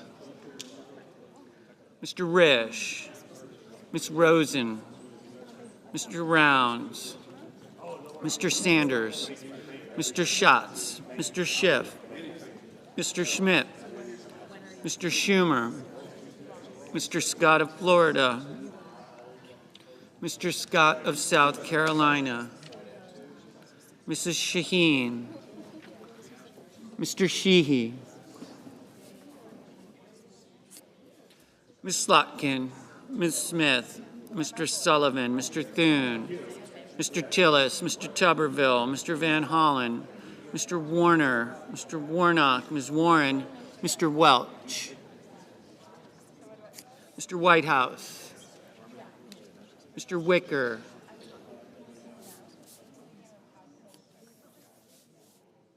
Mr. Wyden, Mr. Young.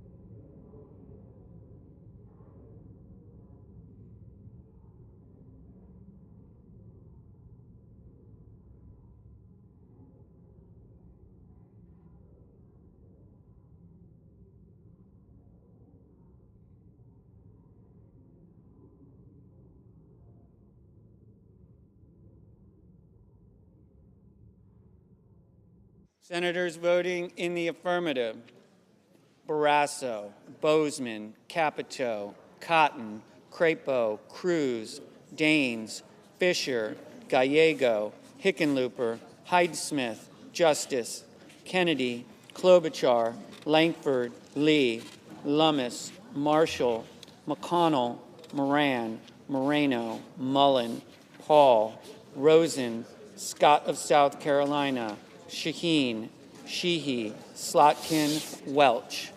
Senators voting in the negative: also Brooks, Blumenthal, Hirono, Kim, King, Lujan, Padilla, Smith, Whitehouse, and Wyden. Ms. Markowski, aye.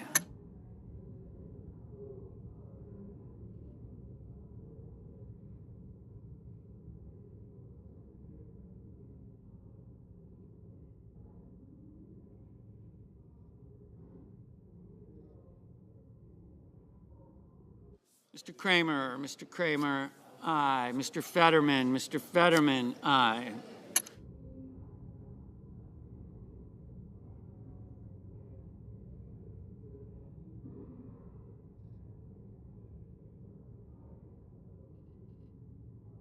Ms. Collins,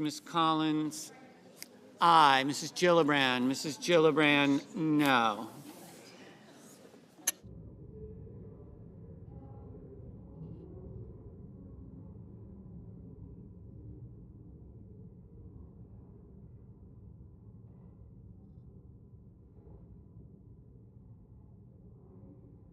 Mr. Wicker, aye.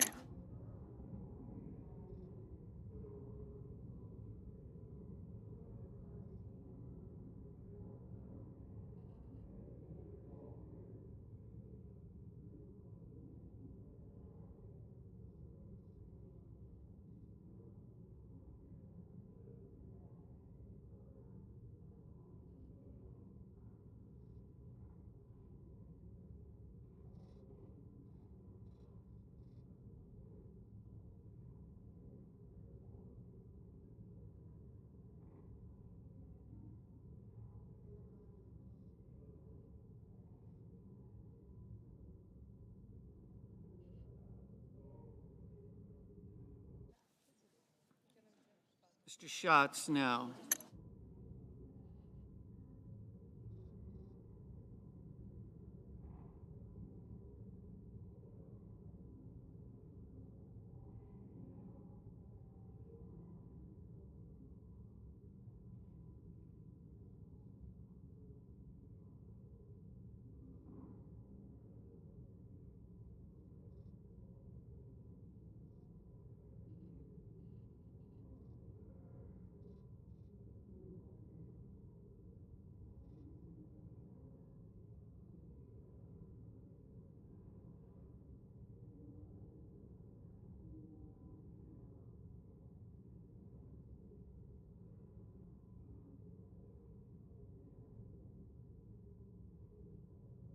Mr. Rounds.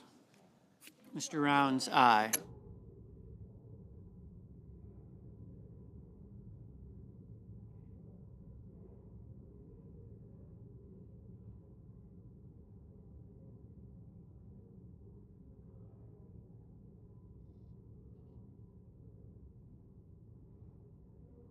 Mr. Ricketts. Mr. Ricketts, aye. Ms. Warren. Ms. Warren, no.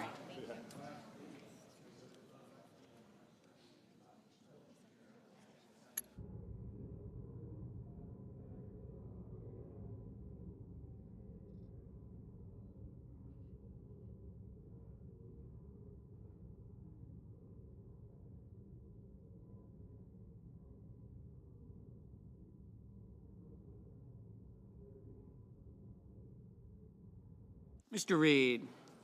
Mr. Reed, no.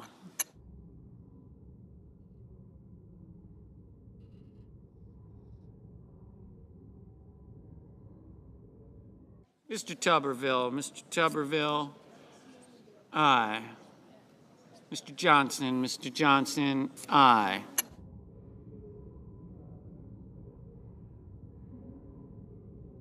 Mr. Hoven. Mr. Hoven, aye.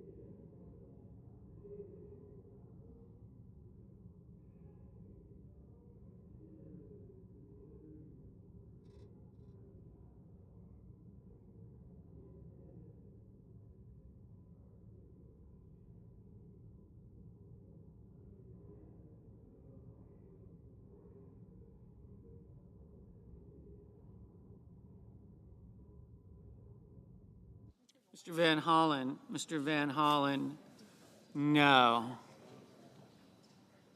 Mr. Cornyn. Mr. Cornyn, aye. Mr. Kelly. Mr. Kelly, no.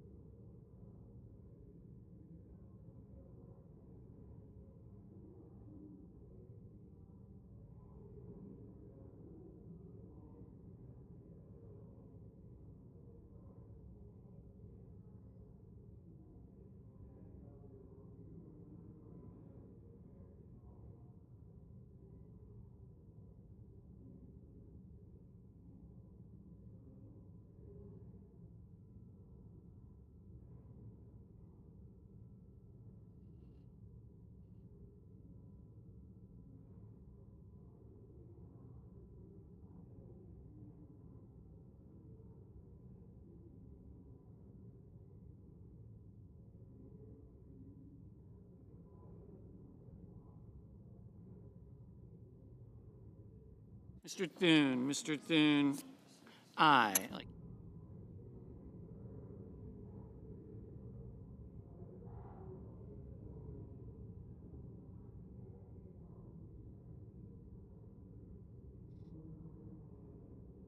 Mr. McCormick. Mr. McCormick, aye.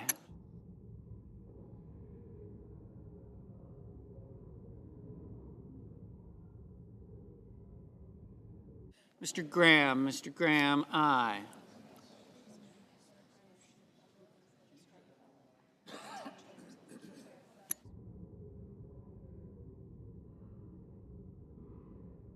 Mr. Curtis. Mr. Curtis, aye. Mr. Grassley. Mr. Grassley, aye. Mr. Durbin, aye.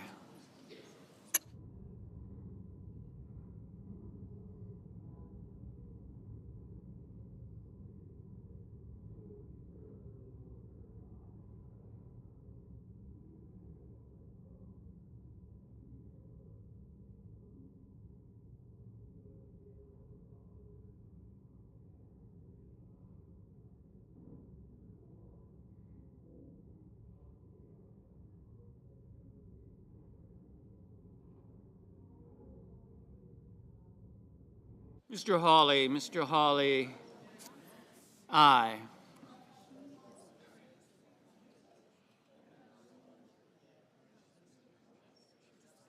Mr. Banks, aye.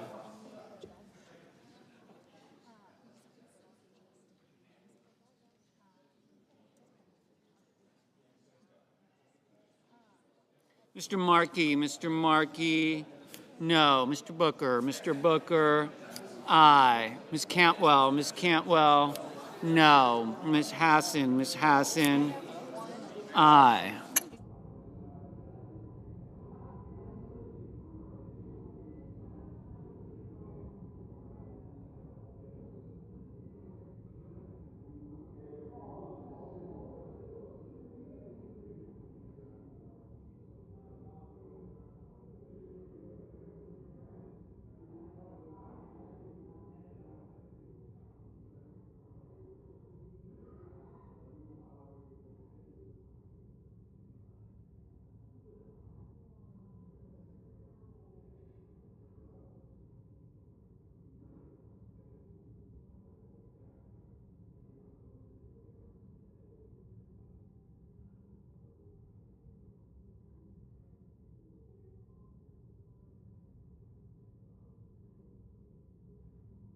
Mr. Cassidy, aye.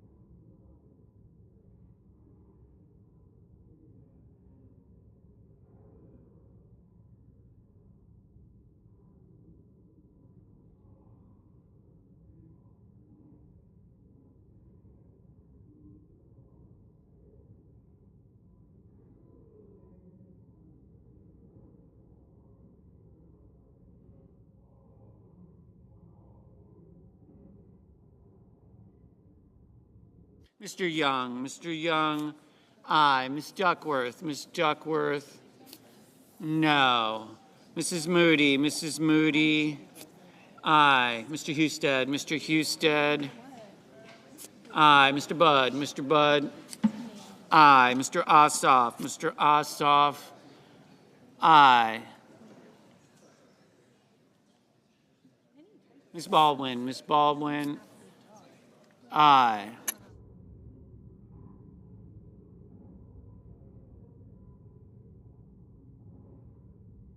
Mr. Schiff, aye.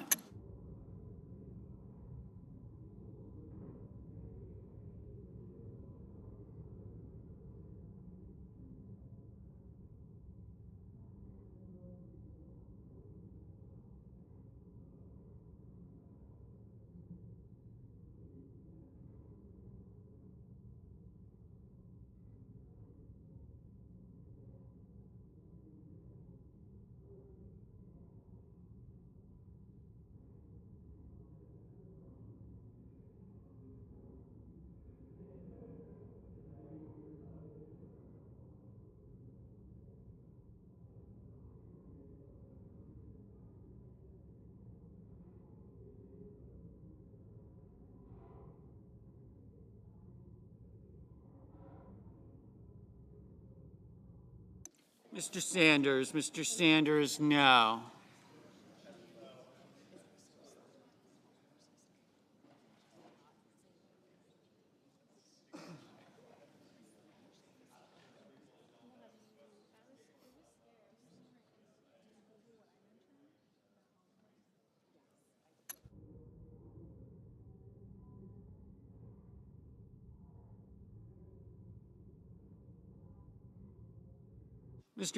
Mr. Peters, aye.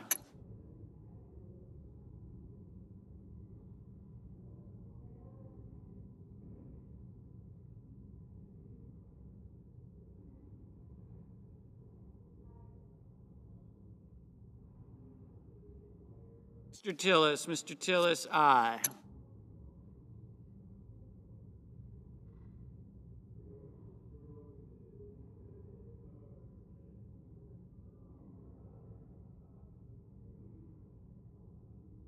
Mr. Scott of Florida, aye.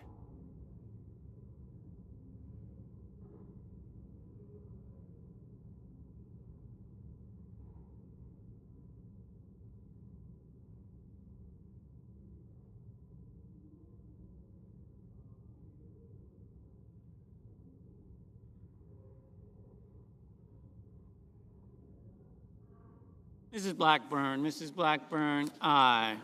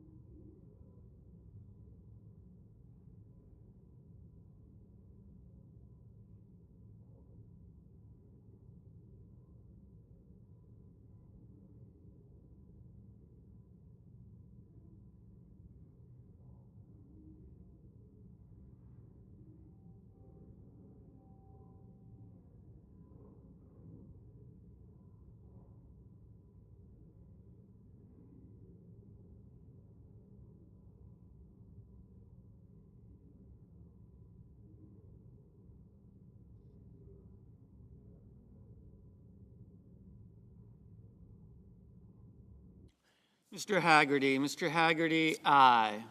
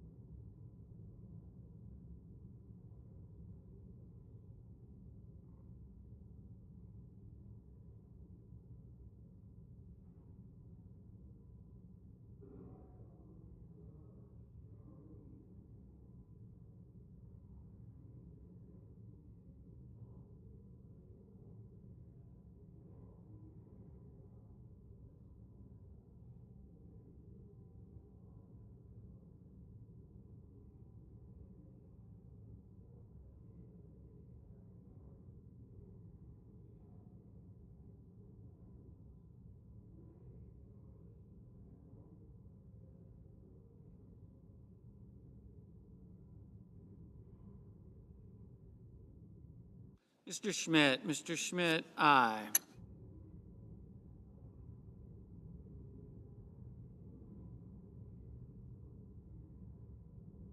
Mrs. Murray, no.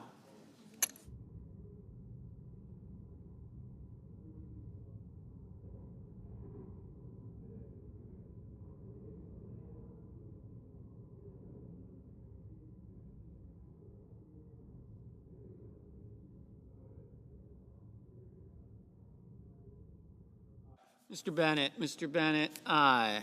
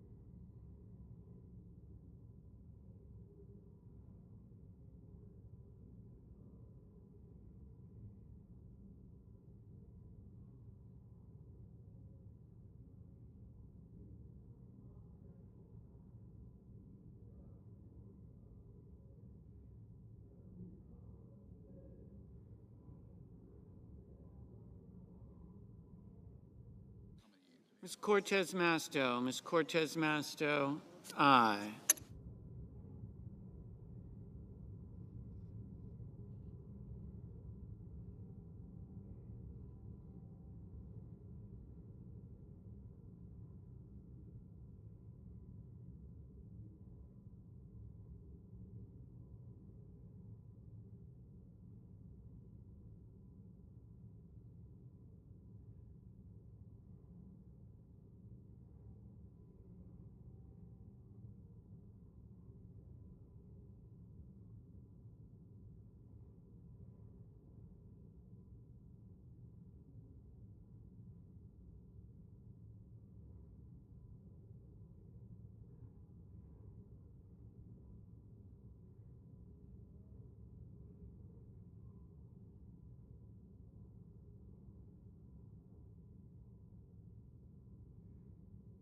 Mr. Markley, no.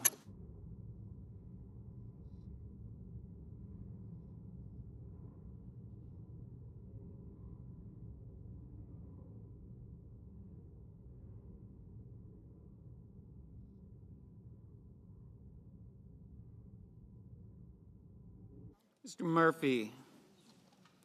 Mr. Murphy, no.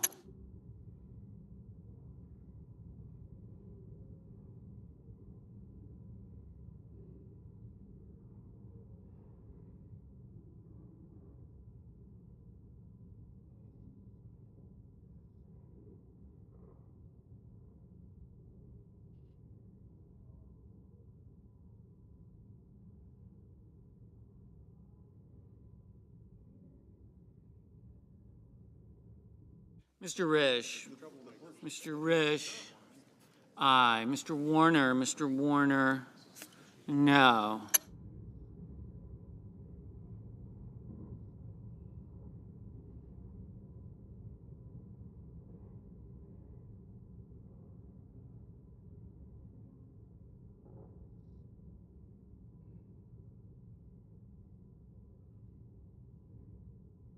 Ms. Blunt Rochester. Ms. Blunt Rochester, no.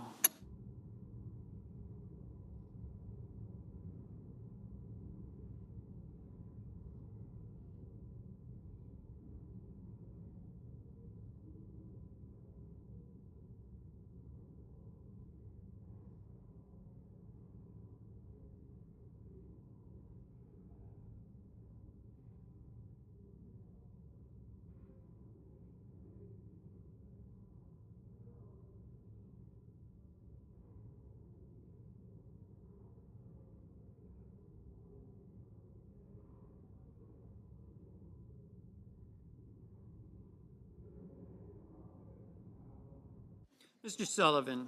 Mr. Sullivan, aye.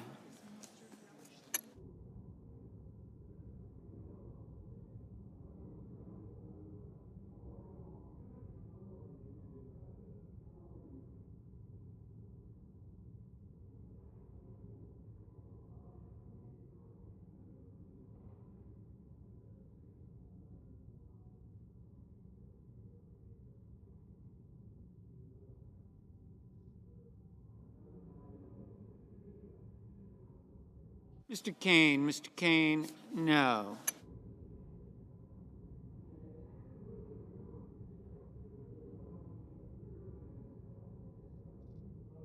Mrs. Brett, aye.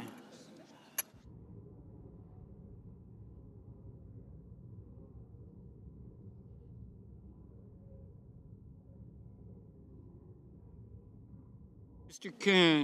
Coons, no.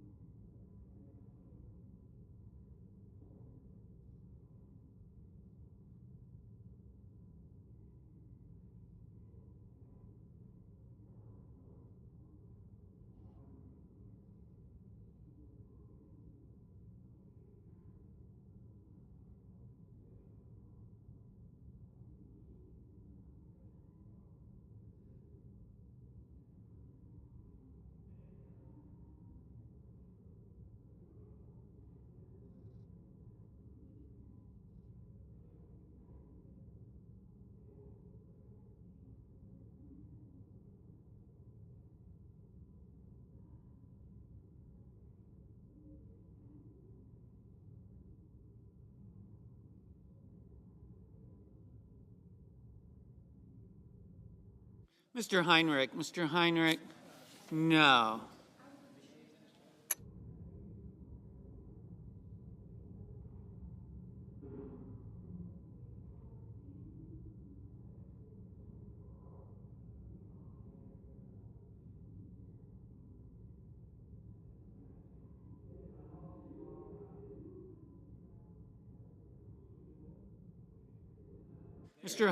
Mr. Heinrich, aye.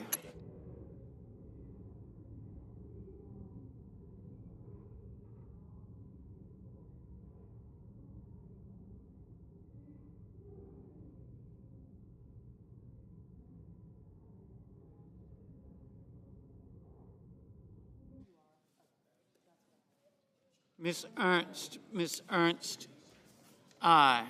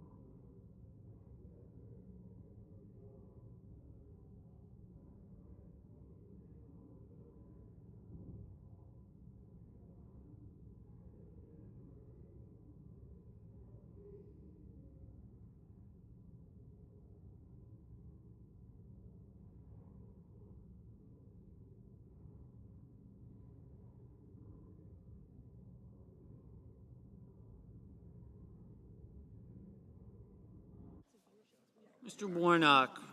Warnock, aye.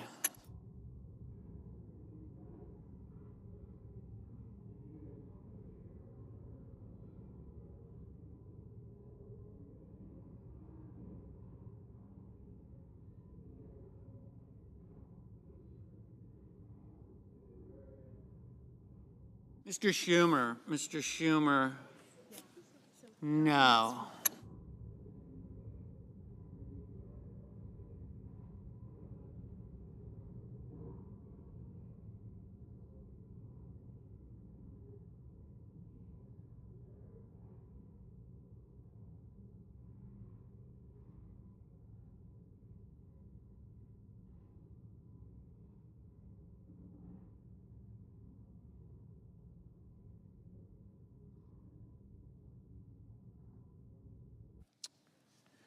The yeas are 72, the nays are 28, and the nomination of Brooke Rollins is confirmed.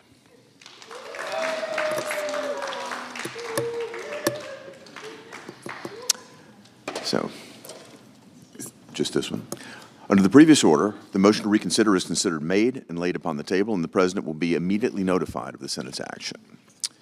Under the previous order, the Senate will resume consideration of the following nomination, which the clerk will report. Nomination, Department of Commerce, Howard Lutnick of New York to be Secretary.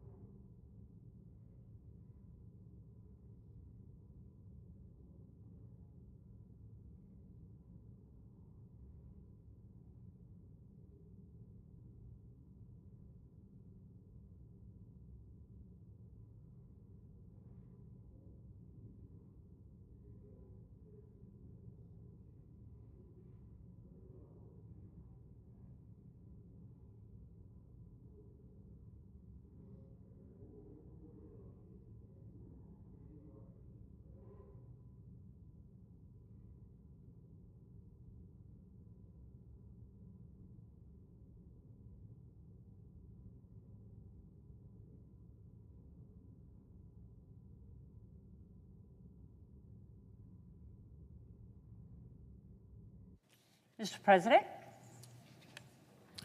The senator from Mississippi is recognized. Mr. President, it is with a sense of sadness, but also an honor to celebrate the life of someone who truly made a profound impact on my home state of Mississippi, Paul Gallo. My state mourns Paul, who died January the 19th, 2025, after a brave fight with cancer. Known across the airways as the host of the Paul Gallo Show, Paul was far more than just a broadcaster. If there's anyone who can be considered a Mississippi icon, it's him. He earned that status over decades as a steady voice for news and opinion in my state. I'll never forget the first time I had the honor of being on the Paul Gallo Show as a newly elected state senator. Paul treated me with kindness, fairness, and respect, qualities he extended to everyone he encountered, whether they were politicians, movers and shakers, or simply everyday listeners. He made you feel like you were a part of every conversation, someone you could rely on, and someone you could trust. In the 1990s, Paul helped transform a long-time vision into reality with the creation of SuperTalk Mississippi, a statewide network that gave Mississippians a platform to be heard, uniting our state through shared conversation. Paul was the son of the Mississippi Delta, was a true believer in Mississippi. He recognized its potential and its strengths, but he wasn't afraid to address its challenges head-on. He shaped the conversations that mattered to the people of Mississippi, no matter where they lived across the state. Throughout his career, Paul was a voice for change. He spoke out on critical issues affecting our communities and held our leaders accountable. His dedication to the people of Mississippi and his unabashed commitment to doing right by them was evident in everything he did. Beyond his broadcasting career, Paul and his colleagues at SuperTalk Mississippi became champions for the Palmer Home for Children. Their tireless efforts raised millions of dollars to support children in need, giving them a better chance at a brighter future. Paul's compassion for the people of Mississippi, especially its children, was unwavering. My heart goes out to his wife, Patsy, their children, grandchildren, the entire SuperTalk family, and the countless listeners whose lives he touched. Paul's impact on Mississippi will be felt for generations through the stories he shared, the people he connected with, the policies he's influenced, and the legacy he leaves behind. Paul Gallo will always be part of Mississippi's story and always a part of our hearts. Thank you, Mr. President, and I yield the floor.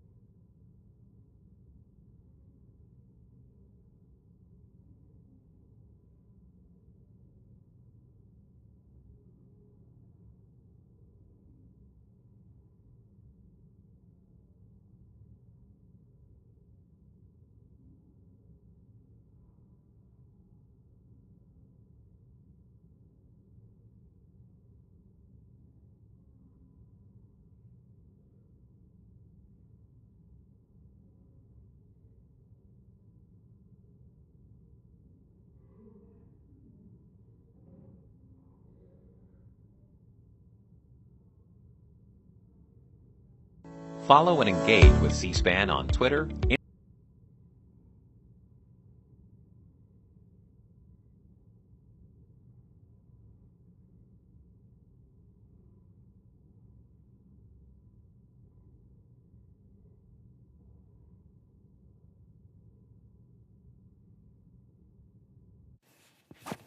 Mr. President. Senator from Texas. Mr. President, I have, are we in a quorum call? No. Thank you, Mr. President. Mr. President, I have 7 requests for committees to meet during today's session of the Senate. These have been approved by both the majority and minority leaders. Duly noted.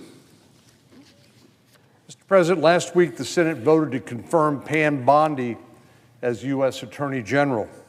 I was proud to support her nomination both at the Senate Judiciary Committee level and on the Senate floor. Today, the Senate Judiciary Committee held a